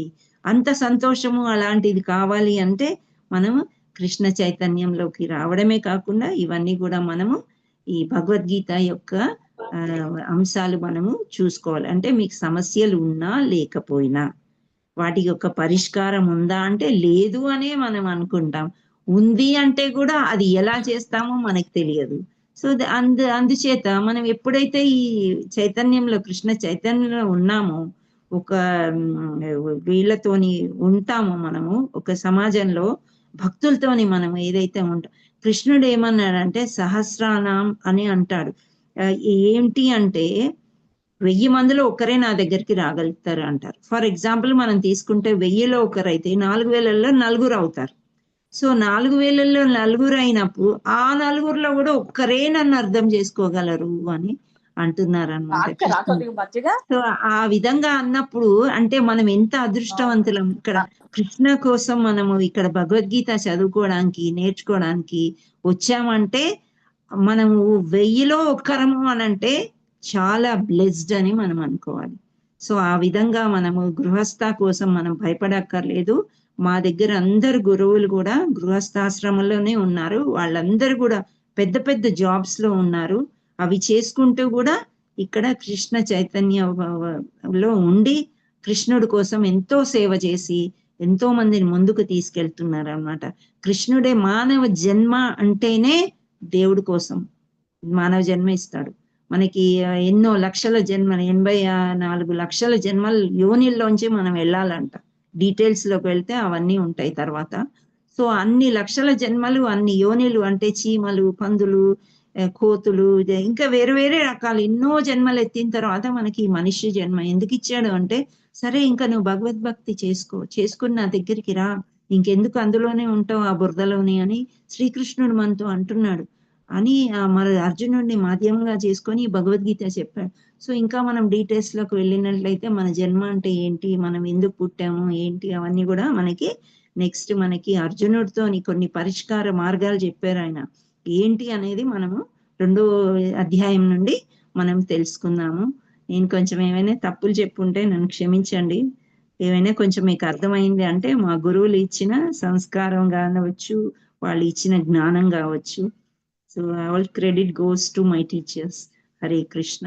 ఇక్కడ దయాభోగం, పాపభీతి, కులధర్మ నాశనం అని చెప్తున్నారు. ఇక్కడ అధ్యాయం 1లో మనం ఈ డౌట్ అనేది మనం నేర్చుకున్నాం కదా. సో ఈ డౌట్ ఇదంతా కూడా ఈ చార్ట్ అనేది రివిజన్. సో ఈ రివిజన్ ఎవరైనా చదవండి. హరే కృష్ణ. మొత్తం ఒకరే చదవచ్చు, అర్థమవుతుంది. హరే కృష్ణ మాతాజీ. ఒకరికి ఇవ్వండి ఎవరికి. శ్యామా గోపి మాతాజీ. హరే కృష్ణ. శ్యామా గోపి ఇందాక మాట్లాడారు కదా. హరే కృష్ణ. హరే కృష్ణ మాతాజీ. శ్యామా గోపి మాట్లాడారు. సీతా మహాలక్ష్మి. ఓకే. హరే కృష్ణ మాతాజీ. హరే కృష్ణ.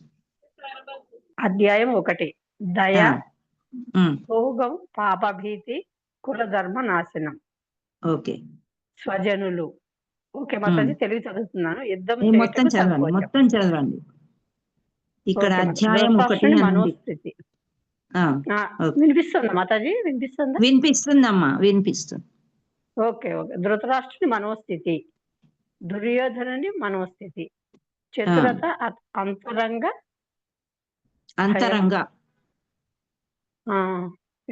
మధ్యలో మీ ఫోటో. నెక్స్ట్ విజయ సంకేతాలు, ధర్మస్థలం, కృష్ణుని సమక్షం, దివ్య శంఖాలు, హనుమంతుడు, లక్ష్మీదేవి, అగ్నిదేవుని రథం. థ్యాంక్ యూ మాతాజీ, నాకు అవకాశం ఇచ్చారు. హరే కృష్ణ. ఇక్కడ స్క్రీన్ మీద కనిపించేది చదవండి అమ్మా. హరే కృష్ణ. నెక్స్ట్ స్క్రీన్ మీద కనిపిస్తుంది కదా, అది చదవండి. మాతాజీ చదవమంటారా మాతాజీ? చదవండి. అధ్యాయం 1 అని ఉంది కదా, డి నుంచి స్టార్ట్ చేయండి అమ్మా. డి. ఓకే మాతాజీ. అధ్యాయం 1 డి 1 to 12. ధృతరాష్ట్రుని మనోస్థితి, సంశయం, భయం, పక్షపాతం. దుర్యోధనుని మనోస్థితి, చతురత, అంతరంగ భయం. 13 to 20. ఆమ్నియస్ రిజల్ట్.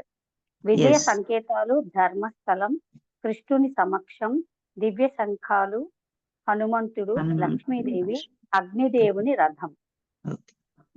21 to 27. అన్సర్టనిటీ, యుద్ధం చేయుటకు సంకోచం. B 28 to 30. బీవైల్డర్మెంట్, స్వజనులు. 31 to 42. Turning point. మాతాజీ అది అంతవరకు సరిపోయింది గురుజీ, ఇంకా చదవమని. అంతే. ఈ లాస్ట్ ఇక్కడ దయాభోగం, పాపభీతి, కులధర్మ నాశనం. పాపభీతి, కులధర్మ నాశనం. Okay, thank you so much. బాగా చదివారు. అంటే ఇదేం లేదు, మనం అన్ని డిస్కస్ చేసినవన్నీ కూడా దీంట్లో ఒక చార్ట్ లాగా వేశారనమాట. ఇప్పుడు మనం ఏది చదువుకున్నా స్మాల్ పాయింట్స్ లాగా ఇలా రాసుకుంటే మనకి ఎప్పటికీ కూడా గుర్తుండిపోతుంది అనమాట. సో ఇక్కడ ఈ అధ్యాయంలో మనం ఏం చేసుకున్నా, ఇప్పుడు అర్జునుడు కంపించిపోయాడు. ఇక్కడ మనం మొత్తంగా నేర్చుకుంది ఏంటంటే మన మిస్టేక్స్ ఏవైతే మనవి ఉన్నాయో అవన్నీ కూడా మనము కరెక్షన్ చేసుకోవాలి అని చెప్తున్నారు. ఇంకొకటి ఈ అధ్యాయంలో మనం నేర్చుకున్నవి ఇవన్నీ కూడా, ఇవి తెలుసుకున్నవి ఇవి. ఇక్కడ మనకి టర్నింగ్ పాయింట్ వస్తుంది అనమాట. ఈ టర్నింగ్ పాయింట్ అప్పుడే ఆగిపోయింది. రెండో చాప్టర్ లో మనం బాగా నేర్చుకోవడానికి ప్రయత్నం చేద్దాం. హరే కృష్ణ. హరే కృష్ణ మాతాజీ. హరే కృష్ణ మాతాజీ. హరే కృష్ణ మాతాజీ. హరే మాతాజీ కృష్ణ మాతాజీ. హరే కృష్ణ మాతాజీ. హరే కృష్ణ మాతాజీ. అది అధ్యాయం ఒకటి అది ఉంచరా మాతాజీ స్క్రీన్ మీద రాసుకుంటున్నా. ఫోటో తీసుకుంటారా? సరే అమ్మా, పెట్టమ్మా.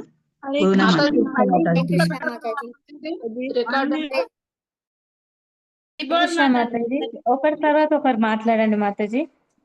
హరే కృష్ణ.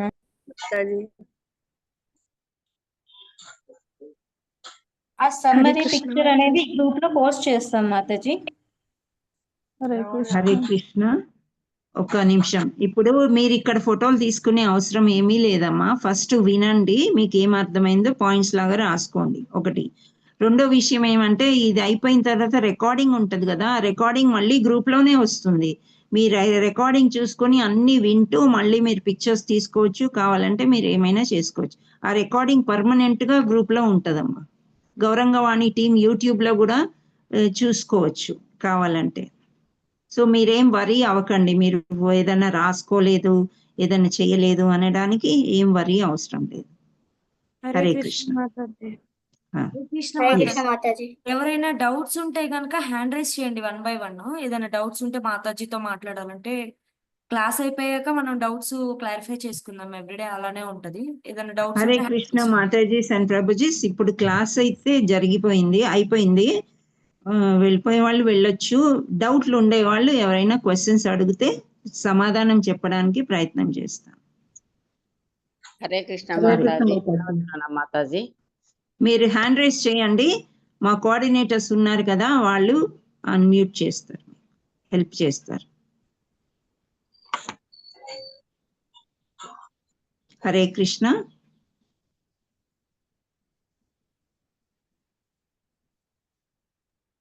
హరే కృష్ణ శ్యామ గోపి మాతాజీ. హరే కృష్ణ మాతాజీ. హరే కృష్ణ. ధన్వత్ ప్రణామ మాతాజీ. శ్యామ గోపి మాతాజీ. Yes, you are very active in the group. Thank you so much. Hare Krishna. ఏంటమ్మా మీ ప్రశ్న? హరే కృష్ణ మాతాజీ. మీ క్లాస్ చాలా బాగా అర్థమైంది మాతాజీ. Thank you Mataji.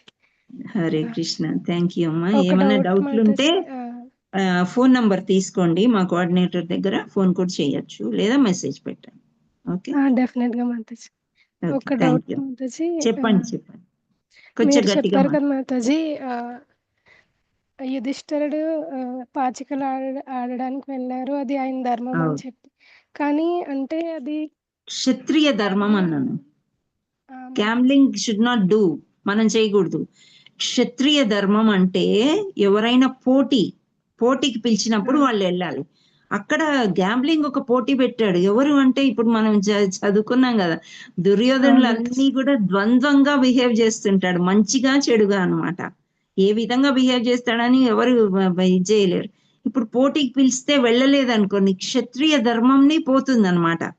పోయినప్పుడు ఓడిపోయినట్లే ఇంకా ఆయన. అంటే ఎదుటి వాళ్ళు అంటే మోసం చేస్తారని తెలిసి ఇప్పుడు మనం నేర్చుకోవాల్సింది ఏంటంటే, గ్యాంబ్లింగ్కి వెళ్తే ఓడిపోతారు. ఇప్పుడు ధర్మరాజు ఓడిపోయాడు కదా, యుధిష్ఠిరుడు ఓడిపోయాడు కదా. అలా మనం నేర్చుకోవాలి. మనం క్షత్రియులం కాదు, అప్పుడు అంటే రాజులం కాదు, మనతో కృష్ణుడు ఉన్నాడా లేదా మనకి తెలియదు, అంత భక్తి రావాలి. సో అందుచేత మనము మనకు 4 రూల్స్ కొన్ని ఉంటాయి, తర్వాత తెలుస్తుంది మీకు చైతన్యంలో, కృష్ణ చైతన్యంలో. Gambling is very very bad, ఆడకూడదు అసలు. సో ఇది ఒక ఉదాహరణ లాగా తీసుకోవాలి. యుధిష్ఠిరులు ఆడినందుకే ఓడిపోయారు. వాళ్ళు కృష్ణుడు ఉన్నారు, వాళ్ళు గెలిచారు తర్వాత, కానీ అప్పుడైతే ఓడిపోయారు కదా. వనవాసం చేశారా, అజ్ఞాతవాసం చేశారా, సో ఇవన్నీ కష్టాలు ఎదుర్కొన్నారు వాళ్ళు. మనం అంత కష్టాలు ఎదుర్కోలేము తల్లి. So gambling is bad. కానీ ఇక్కడ క్షత్రియ ధర్మం ఏంటంటే ఇప్పుడు మనం యుద్ధం చేయాలి అని ఎవరైనా వాళ్ళ యోధులు పిలిచారంటే వెళ్ళాలన్నమాట. అది వాళ్ళ యొక్క ధర్మం. అందుకని వెళ్ళారు. ఓకే హరే మాతాజీ. Thank you Mataji. Hare Hare Krishna. Krishna. Thank you. ధన్యవాదాలు. Nice question. Hare Krishna. Next Koppula Sujatha మాతాజీ. హరే కృష్ణ.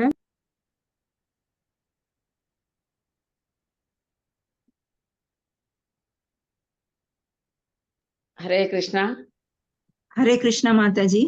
దండవత్ ప్రణామ్ మాతాజీ. చాలా బాగా చెప్పారు క్లాసు మాతాజీ. అసలు ఇలా కాకుండా 5 శ్లోకాలు ఒకరోజు, 5 శ్లోకాలు ఒకరోజు అట్లా చెప్తే బాగుంటుందేమో. భగవద్గీత మొత్తం అంతా సఫిషియెంట్ గా సమృద్ధిగా అందరూ నేర్చుకున్నట్లుంటుందేమో. హరే కృష్ణ మాతాజీ. ఇప్పుడు మీరు ఒక సినిమాకి వెళ్ళారు, ఓ ట్రైలర్ 15 minutes చూపించారు. ఆ ట్రైలర్ కి మీరు డబ్బులు కట్టారా? వేరే సినిమాకి వెళ్తే ట్రైలర్ చూపించారు కదా. ఆ ట్రైలర్ ని మొత్తం సినిమా చూపించండి అంటే చూపించారు కదా. ఇక్కడ ఏం జరుగుతుంది అంటే మనము 6 రోజుల క్లాస్ ఒకటి తీసుకున్నాం, SGR స్టార్టింగ్. సో వాళ్ళకి పాఠం ముందు అర్థం అవ్వడం కోసం. ఆ తర్వాత 18 రోజుల్లో ఒక్క చాప్టర్ ఒక రోజు కంప్లీట్ చేస్తున్నాం. ఆ తర్వాత భక్తి యోగా అట్ హోమ్ అనేది ఒక క్లాస్ ఉంటుంది. ఓకే, అందులో చేరుస్తారు వీళ్ళందరినీ కూడా. చేర్చినప్పుడు ఏమవుతుందంటే అప్పుడు మనకి శ్లోక బై శ్లోక, ఒక్క శ్లోకం 1 గంట తీసుకుంటారు. అది 6 నెలలు కావచ్చు, సంవత్సరం కావచ్చు. ఆ కోర్సు ఉంటుందమ్మా, వేరే కోర్సు ఉంటుంది. సో అప్పుడు అందులో ఉంది భక్తి యోగా అట్ హోమ్. అంటే ఈ బ్యాచ్ ఈ 18 రోజులు గడిచిపోయిన తర్వాత ఈ బ్యాచ్ కి ఆ కోర్సు జాయిన్ చేస్తారు. అందరినీ కూడా ఆటోమేటిక్ గా జాయిన్ అయిపోతారు. మీరేం డబ్బులు కట్టేది అవసరం ఏముండదు. సో అందులో ఒక్కొక్క శ్లోక ఒక్కొక్క గంట చెప్తారు మాతాజీ. మాకు లింక్ మాతాజీ, అది మేము మాతాజీ ఆ లింకు ఇంత ముందు కోర్సులో అప్పుడు అది ఉందని తెలియదు మాతాజీ. అంటే మీరు ఏదో ప్రాబ్లం వల్ల మీరు జాయిన్ అవ్వలేదు. మేము ఆ కోర్సులన్నీ అటెండ్ అయ్యా ఇక్కడికి వచ్చాం మాతాజీ. సో ఆ భక్తి యోగా అట్ హోమ్ కోర్సు అంటే మీరు ఈ 18 రోజులు విన్న తర్వాత మీకు ఏమి ఇస్తారు మా గురుదేవులు, మాకు కూడా సరిగ్గా తెలీదు. ప్రీవియస్ గా ఏం జరిగిందని నేను చెప్తున్నాను. సో అలా వాళ్ళే ఏర్పాటు చేస్తారు. మీరు మొత్తం వచ్చేటట్టు వాళ్ళ బాధ్యత తీసుకుని చెప్పిస్తారు అన్నమాట. ధన్యవాదాలు మాతాజీ. చాలా మంచి క్వశ్చన్ అడిగారు. మాకు చెప్పడానికి కూడా అలాగే పరిగెడుతున్నాం అనిపిస్తుంది. కానీ ఓవరాల్ గా మీకు జిస్ట్ అన్నమాట, ఈ ఫస్ట్ చాప్టర్ లో ఏముంది అనేది చెప్పడమే. మధ్య గంగా పాలక్ ప్రభుజీ కూడా తీశారు. అందువల్ల చెప్తున్నాను మాతాజీ. అందరూ అంటే ఇట్లా కొద్ది రోజులు మాత్రమే లేకుండా పూర్తి భగవద్గీత అంతా మొత్తం శ్లోకాలు బుక్ రీడింగ్ లో విన్నాము. కానీ మీరు ఎలాగో తీసుకుంటున్నారు కాబట్టి క్లాసెస్ పూర్తిగా తీసుకుంటే ఇంకా బాగుంటుందేమో అని. Thank you Mataji. Me suggestion చాలా బాగుంది. వాళ్ళతో మాట్లాడి ఏమన్నా అలా టైం పెంచుతారేమో చూద్దామని. హరే కృష్ణ మాతాజీ. ధన్యవాదాలు. ధన్యవాదాలు.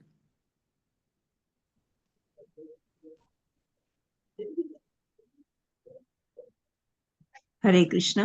హరే కృష్ణ వాణి మాతాజీ. హరే కృష్ణ. హరే కృష్ణ మాతాజీ. హరే కృష్ణ. దండవత్ ప్రణామ్. దండవత్ ప్రణామ్ మాతాజీ. ఈ క్లాస్ చాలా బాగా చెప్పారు మాతాజీ. నేను అక్కడ ఉప్పు కూడా ఒక్కొక్కసారి వచ్చాను, నేను చూసాను. అదే నాకు టీచర్ మీరు ఇలా క్లాసెస్ తీసుకుంటారని నేను మీతో మాట్లాడలేదు. జస్ట్ అక్కడ డివోటీ అనుకున్నాను. చాలా బాగా చెప్పారు. ఇంతకుముందు నేను ఇంగ్లీష్ లో తెలుగులో విన్నాను, తెలుగులో ఇప్పుడే వింటున్నాను. ఎందుకంటే మార్నింగ్ సెషన్ ఉంది కాబట్టి 11 to 12.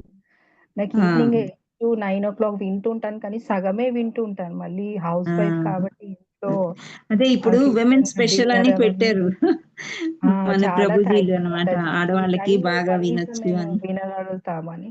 ఒక క్వశ్చన్ మాతాజీ. చెప్పండి. ఈ బీయింగ్ అన్ హౌస్ వైఫ్ లో ఈ కృష్ణ కాన్షియస్ లో ఇంట్రెస్ట్ ఉంది, చదవాలి, మనం వినాలి, ఈ భక్తి చేయాలి ఇదంతా. కానీ ఇక్కడ మేనేజ్ చేయలేకపోతున్నాం అసలు. నేను పర్సనల్ గా ఇంట్లో ఫ్యామిలీస్ చూసుకోవాలి, పిల్లల్ని చూసుకోవాలి, అండ్ ప్లస్ మైండ్ లో ఇదే తిరుగుతూ ఉంటుంది. కానీ ఇక్కడ దీనికి టైం ఇవ్వలేకపోతున్నాము. ఆర్ ఒక స్టార్టింగ్ ఇప్పుడు వింటున్నాను. ఒక 1, 2 డేస్ ఇది చేసుకుంటూ మళ్ళీ నేను వర్క్ చేసుకుంటూ ఈ క్లాసెస్ అటెండ్ అవుతుంటా. ఒక 1, 2 డేస్ వింటాను. మళ్ళీ తర్వాత స్కిప్ అయిపోతూ ఉంటాం. స్టార్టింగ్ వింటాను, ఇంట్రెస్ట్ ఉంటుంది. తర్వాత ఏదో పనిలో పడి మొత్తం అంతా అసలు ఇంకా ఇదొకటి. And okay. ఇది వినాలని ఉంటది. ఇప్పుడు విన్నంత వరకే ఈ కాన్షియస్‌నెస్ ఉంటుంది. విన్నాక అయిపోయాక 1 అవర్ తర్వాత అసలు ఇంకా మళ్ళీ బ్రెయిన్‌లో ఏది ఉండదు. మళ్ళీ. అదే అమ్మా, ఇక్కడ ఏంటంటే సత్వగుణం, రజోగుణం, తామస గుణం అంటారు. మార్నింగ్ సీజన్‌లో మనం విన్నంత సేపు ఇందులో ఉంటాం. తర్వాత మన కార్యక్రమాలు తప్పకుండా మనం చేసుకోవాల్సిందే, తప్పదు కదా. గృహస్థాశ్రమం అన్నాము మనం. సో వీళ్ళందరినీ చూసుకోవడం మనకు తప్పదు, చూసుకోవాలి. తర్వాత ఈ చూసుకోవడంలో ఏమవుతుందంటే ఒకలాంటి తామస గుణం అంటే లేజినెస్ వచ్చేస్తుంది మనకి. నిద్ర ఆవరించినట్టు ఒక అలసత్వం వస్తుంది. వచ్చినప్పుడు మనకు వద్దులే ఇంకో తర్వాత చూసుకోవచ్చు, అదే మన మాతాజీ ఇంట్లో అలానే ఎవరు చేయట్లేదు కదా, అది న్యాచురల్. ఆ ఇంట్రెస్ట్ అనేది లాస్ట్‌కి ఇంకా అసలు ఇప్పుడు ఇంత కూర్చొని ఫస్ట్ టైం నేను ఇవాళ ఫస్ట్ డే కాబట్టి 10:00 నుంచి వెయిట్ చేస్తున్నాను. 10:00 వరకు నాకు వర్క్ అయిపోవాలి. 11:00 వరకు థ్యాంక్ యూ. ఖచ్చితంగా కూర్చోవాలంటా మళ్ళీ రేపు ఎల్లుండి కొంచెం ఇట్లా అయితే థర్డ్ డే వచ్చేసి ఇంకా అంతే సంగతులు. మాతాజీ ఏమీ నేను ఒక ఆ చిన్న టిప్ చెప్తాను. ఇంట్రెస్ట్ అనేది ఉండదు. యెస్ మాతాజీ. ఓకే. ఒక చిన్న టిప్ చెప్తాను. మనం ఇప్పుడు ఒక రాత్రి 9 నుంచి పొద్దున 6 వరకు పడుకున్నాం అనుకోండి. ఆ నిద్రలోంచి 4 గంటలకు లేచారనుకోండి, మీకు డివోషన్ అంతా అయిపోతుంది. ఆ ఎనర్జీ అనేది మీకు రోజంతా ఉంటది. రోజంతా మీరు ఎనర్జీ బాగా పని చేసుకోగలుగుతారు. సో ఆ ఫస్ట్ 2 నిద్రలోంచే కొన్ని తీసేయాలి మనం. వర్క్ అయితే తప్పదు, మీరు పిల్లలకి చెయ్యాలి, మీ భర్తకి చెయ్యాలి, మీ ఇంట్లో వాళ్ళకి చెయ్యాలి. అది దానిలోంచి మీరు టైం తీయలేరు.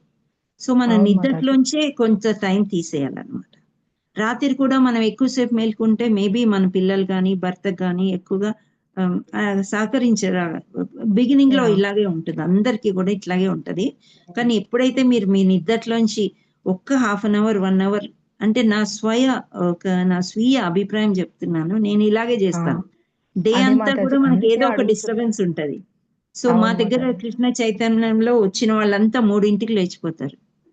స్నానాదులు ముగించుకొని పూజా కార్యక్రమం ఏదుందో చాంటింగ్ ఏవి చేయాలో అవి చేసేసుకొని ఆ తర్వాత మామూలుగా రొటీన్ వర్క్ చేసుకుంటారు. కొత్తలో మనకి బాగా నిద్ర వచ్చినట్టు అనిపిస్తుంది. మధ్యాహ్నమో సాయంత్రం ఒక హాఫ్ అన్ అవర్ పడుకుంటే రిలాక్స్ అయిపోతే సరిపోతుంది. సో అంతకంటే మీరు ఏం చేస్తారు? ఇప్పుడు పిల్లల్ని ఏమనలేరు, భర్తని ఏమనలేరు, ఇంట్లో వాళ్ళకి చేయాలి, కొన్ని ఫంక్షన్స్ కి వెళ్ళాలి వస్తుంది. సో ఈ లైఫ్ ఇంతే కదా. ఇప్పుడు నేను చెప్పాను కదా, ఆహార నిద్ర మైథున భయం అనేది ఇందులోనే ఉండిపోతాం మనం. ఇందులోనే దొర్లుకుంటూ మళ్ళీ జన్మ ఇందులోనే ఉంటాం. మనం భక్తిలోకి రావాలంటే చాలా కష్టం. ఒక దీపం పెట్టామా, ఒక అగరొత్తి పెట్టామా, ఆరతి ఇచ్చామా, ఇంతేలాగా ఉండకూడదు. భక్తి అంటే చాలా ఉంటది, ఇంకా ఎంతో ఉంటది. సో ఇక్కడ శంకరాచార్యులు ఏం చెప్పారంటే భగవద్గీత మొత్తం చదవక్కర్లేదు, ఒక్క శ్లోకం చదవండి, లేదా సగం శ్లోకం చదవండి, లేదా ఒక పదం చదవండి అన్నారు. సో ధర్మక్షేత్రే అంటే కూడా భగవద్గీత చదివినట్లే. నెక్స్ట్ డే కురుక్షేత్రే అని చదవండి, అది కూడా భగవద్గీత. సో అలా మీరు పెంపొందించుకుంటూ వస్తే కృష్ణుడు ఎన్ని అరేంజ్మెంట్స్ చేసేస్తాడంటే మీకు మీ వంట తొందరగా అయిపోద్ది, మీ పనులు తొందరగా అయిపోయి 11 నుంచి 12 దాకా మీరు ఇక్కడ కూర్చుంటే మీ వాళ్ళు కూడా ఈ టైం కోసం నేను ఎప్పటి నుంచో అనుకున్నాను. కానీ ఈవినింగ్ 8 to 9 ఉంటే 8:00 వింటుండేదాన్ని. కానీ మళ్ళీ డిస్కషన్స్, క్వెషన్ ఆన్సర్స్ కూడా ఇంపార్టెంటే. ఎంతో డివోటీస్ ఎవరెవరో అడుగుతూ ఉంటారు. సో దాంట్లో కూడా మనకు చాలా నాలెడ్జ్ తెలుస్తూ ఉంటుంది. ఆ టైంలో వినలేకపోతుండే నేను. అనుకుంటుండే 11 to 12. మాతాజీ. మీరు క్వశ్చన్ ఆన్సర్స్ మాత్రము మీ క్వశ్చన్ మీరు అడగండి. యూట్యూబ్ లో సేమ్ అంతా వస్తుంది కాబట్టి అప్పుడు రికార్డింగ్ వినండి మాతాజీ. అవును మాతాజీ. టైం దొరికినప్పుడు రికార్డింగ్ వినండి. సో మీకు కంటిన్యూస్ గా అంతా చదివినట్లుంటది, అంతా విన్నట్లుంటది. ఈ 1 అవర్ కంటిన్యూస్ గా మీరు కూర్చుంటే మీకు చాలా నాలెడ్జ్ వస్తుంది. అవును మాతాజీ. అలా థ్యాంక్ యూ మాతాజీ. చాలా థ్యాంక్ యూ మాతాజీ. ఇది ఏంటంటే వింటూ ఉన్నాను కానీ ప్రోగ్రెస్ అవ్వట్లేదు. నేను అయిపోతారు మాతాజీ, బిగినింగ్ లో అట్లానే ఉంటారు అందరు కూడా. Thank you Mataji. హరే కృష్ణ మాతాజీ. Hare Krishna. Hare Krishna. Nice question, thank you. Hare Krishna. Next అమ్మా ఇంద్ర మాతాజీ. హరే కృష్ణ. హరే కృష్ణ మాతాజీ. దండవత్ ప్రణామ్ మాతాజీ. హరే కృష్ణ. దండవత్ ప్రణామ్. మాతాజీ నాకు క్వశ్చన్ లేదు, మీకు ధన్యవాదాలు చెప్పడానికి హ్యాండ్ రైజ్ చేశాను మాతాజీ. థ్యాంక్ యూ అవునా మాతాజీ. మాతాజీ, చాలా చాలా ధన్యవాదాలు. Thank you. హరే కృష్ణ.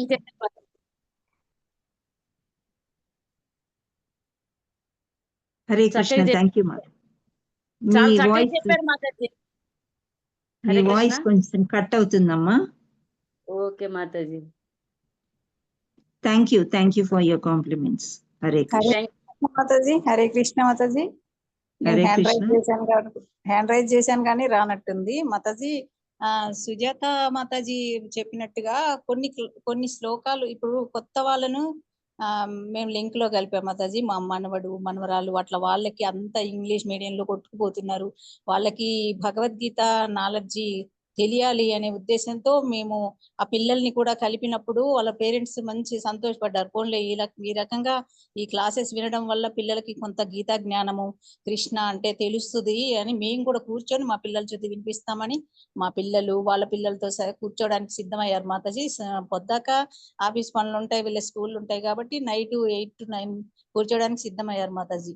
అయితే ఫస్ట్ వింటున్నారు కాబట్టి వాళ్ళు ఇవాళ నుంచి స్టార్ట్ అవుతుంది కాబట్టి ఫస్ట్ కొన్ని శ్లోకాలు ఇచ్చి భావం చెప్పి దాని గురించి ఎక్స్ప్లెయిన్ చేయటం వల్ల వాళ్ళకి మైండ్ కి ఎక్కుతుందేమో. ఇప్పుడు మీరు చెప్పింది చాలా బాగుంది మాతాజీ, కానీ అది డీప్ గా ఉండడం వల్ల కొత్త వాళ్ళకి డైజెస్ట్ అవ్వదేమో అనే సారీ మాతాజీ, నేను ఏమైనా తేడాగా చెప్పుంటే గనక నాకు ఆ నేను వాళ్ళ గురించి ఆలోచించటం వల్ల నేను ఇలా చెప్పగలుగుతాను. నాకైతే అంత అర్థమైంది మాతాజీ. నేను ఈ గ్రూప్ లోనే ఉన్నాను కాబట్టి, నేను దుబాయ్ గ్రూప్ లో కూడా ఉన్నాను కాబట్టి నాకు అర్థమైంది. కానీ కొత్త వాళ్ళని చేర్పించినప్పుడు మా పిల్లలైతే ఇప్పుడు కొత్తే వాళ్ళని జాయిన్ చేసినప్పుడు వాళ్ళు కొన్ని భగవద్గీత అంటే ఎంతో ఎక్స్పెక్టేషన్ పెట్టుకొని వాళ్ళు వస్తుంటారు కాబట్టి వాళ్ళకి శ్లోకాస్ భావాల మీదనే దృష్టి ఉంటాయి కాబట్టి కొన్ని శ్లోక భావాలు చెప్పి దాని గురించి ఎక్స్ప్లెయిన్ చేయడం వల్ల వాళ్ళకి కొంచెం వినాలనే ఇంట్రెస్ట్ ఉంటదేమో.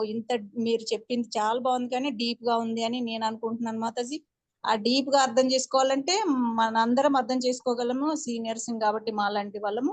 ఆ కొత్త వాళ్ళకి డైజెస్ట్ కాదేమో అనే ఉద్దేశంతో చెప్తున్నాను. హరే కృష్ణ మాతాజీ, మీ సలహా చాలా చాలా బాగుంది.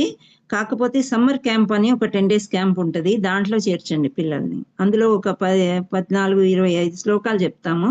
శ్లోకాలు, మీనింగ్స్ అండ్ మంచి వేరే యాక్టివిటీస్ కూడా ఉంటాయి. సో పిల్లల కోసం ఆ ప్రోగ్రామ్ ఉంది, అది పెట్టండి, అది చేయండి మాతాజీ. ఇప్పుడు మేము చెప్పేదంతా కూడా ఆ స్లైడ్స్ మీరు చూస్తున్నారు కదా, అవన్నీ ఆల్రెడీ ఫార్మ్డ్. మా గురువులు ఇంతకుముందు చెప్పున్నారు. సో అదే ప్రకారం మేము వెళ్ళడానికి ప్రయత్నం చేస్తూ ఉంటాం. మీ సలహా కూడా విని ముందుకు అలా చేయడానికి ప్రయత్నిస్తాం. Hare Krishna. Thank you Mataji. Hare Krishna. Hare Krishna. Hare Krishna. Next. No, Andres Mataji. They are over? Yes, Mataji. Hare Krishna. Okay. Mataji, Indira Mataji ఉన్నారా క్లాస్ లో? ఇందిరా మాతాజీ ఉన్నారు మాతాజీ. ఒకసారి అన్మ్యూట్ చేయండి మాతాజీ. ఇందిరా మాతాజీ మన జపా సెషన్ లో కూడా చాలా యాక్టివ్ గా ఉంటారు మాతాజీ. ఈ మాతాజీ నేను ఎప్పటి నుంచి అన్ని క్లాసెస్ లో అబ్జర్వ్ చేస్తున్నాను. ఏ క్లాస్ స్టార్ట్ అయినా చాలా చక్కగా జాయిన్ అవుతారు. నాకు మాతాజీ క్లాస్ లో మళ్ళీ చూడగానే మళ్ళీ అనిపించింది, ఏ లెర్నింగ్ క్లాస్ స్టార్ట్ చేసినా మాతాజీ షూర్ గా జాయిన్ అవుతారు మాతాజీ. నేను ఫస్ట్ మాతాజీ చెక్ చేశాను. మన జపా సెషన్ లో కూడా చాలా యాక్టివ్ గా వెంటనే మాట్లాడతారు. క్విజ్ కాంపిటీషన్స్ అయినా చాలా యాక్టివ్ గా ఉంటారు మాతాజీ. మళ్ళీ మీరు అంత నాలెడ్జ్ ఉన్నా సరే మళ్ళీ ఇలాంటి క్లాసెస్ లో జాయిన్ అవుతున్నందుకు నాకు చాలా హ్యాపీ ఉంది మాతాజీ. మాతాజీ భగవద్గీత మనం ఎన్ని సార్లు విన్నా ఇంకా ఇంకా ఇంకా నేర్చుకోవడానికి చాలా ఉంటదండి. అందరికి ఇలాంటి ఫీలింగ్ ఉండాలి, మళ్ళీ ఇలాంటి క్లాసెస్ అందరూ జాయిన్ అవ్వాలని నేను కోరుకుంటున్నా మాతాజీ. మిమ్మల్ని చూస్తేనే నాకు ఆ ఇన్స్పిరేషన్ అనిపించింది అనమాట. Thank you Mataji. Me service చాలా ఎక్కువ మాతాజీ. మీరు చేసే దగ్గర మేము వినడమే, మీకు సర్వీస్ కూడా ఉంది మాతాజీ. లేదు మాతాజీ, మిమ్మల్ని చూస్తే ఈరోజు క్లాస్ లో ఫస్ట్ నాకు అదే ఇన్స్పిరేషన్ అనిపించింది. నేను క్లాస్ ఎండ్ లో కన్ఫామ్ గా ఇందిరా మాతాజీ గురించి మాట్లాడాలి. ఏ లెర్నింగ్ క్లాస్ స్టార్ట్ చేసినా, ఏది జాయిన్ చేసినా మీరు చక్కగా జాయిన్ అవుతారు మాతాజీ. నాకు వచ్చు అనే ఫీలింగ్ అసలు మీలో కనిపించదు నాకు. మనకు వచ్చింది ఏంటి కాదు మాతాజీ. హరిబోల్ మాతాజీ, చాలా బాగా జాయిన్ అవుతారు అన్నిట్లో. Hare Krishna Mataji. Thank you Mataji. Hari Hari bol Mataji, Chandana Mataji and Indira Boina Mataji. Nice. Mataji మీకే హరిబోల్ చెప్పాలి మాతాజీ, మీరు చాలా చక్కగా చెప్పారు మాతాజీ. Thank you. ఒకసారి అంటే బుక్ రీడింగ్ సెషన్ లో ఒకసారి మీరు వచ్చారు మాతాజీ, నేను మాట్లాడాను మీతోటి. Okay, thank you Mataji. మాట్లాడదాం. రేపు నుంచి మళ్ళీ ఎక్కువ మాట్లాడుకుందాం. ఫస్ట్ డే కదా, కొంచెం ఇంట్రడక్షన్, వ్యాస పూజ ఇవి చెప్పాను కదా. రేపు నుంచి మనం శ్లోకాల్లో కాన్సన్ట్రేట్ ఎక్కువ చేద్దాం. Thank you Matajis and Prabhujis. Shall we end the programme? వాంఛ కల్పతరుభ్యస్య కృపా సింధుభ్య ఏవ చ పతితానాం పావనేభ్యో వైష్ణవేభ్యో నమో నమః.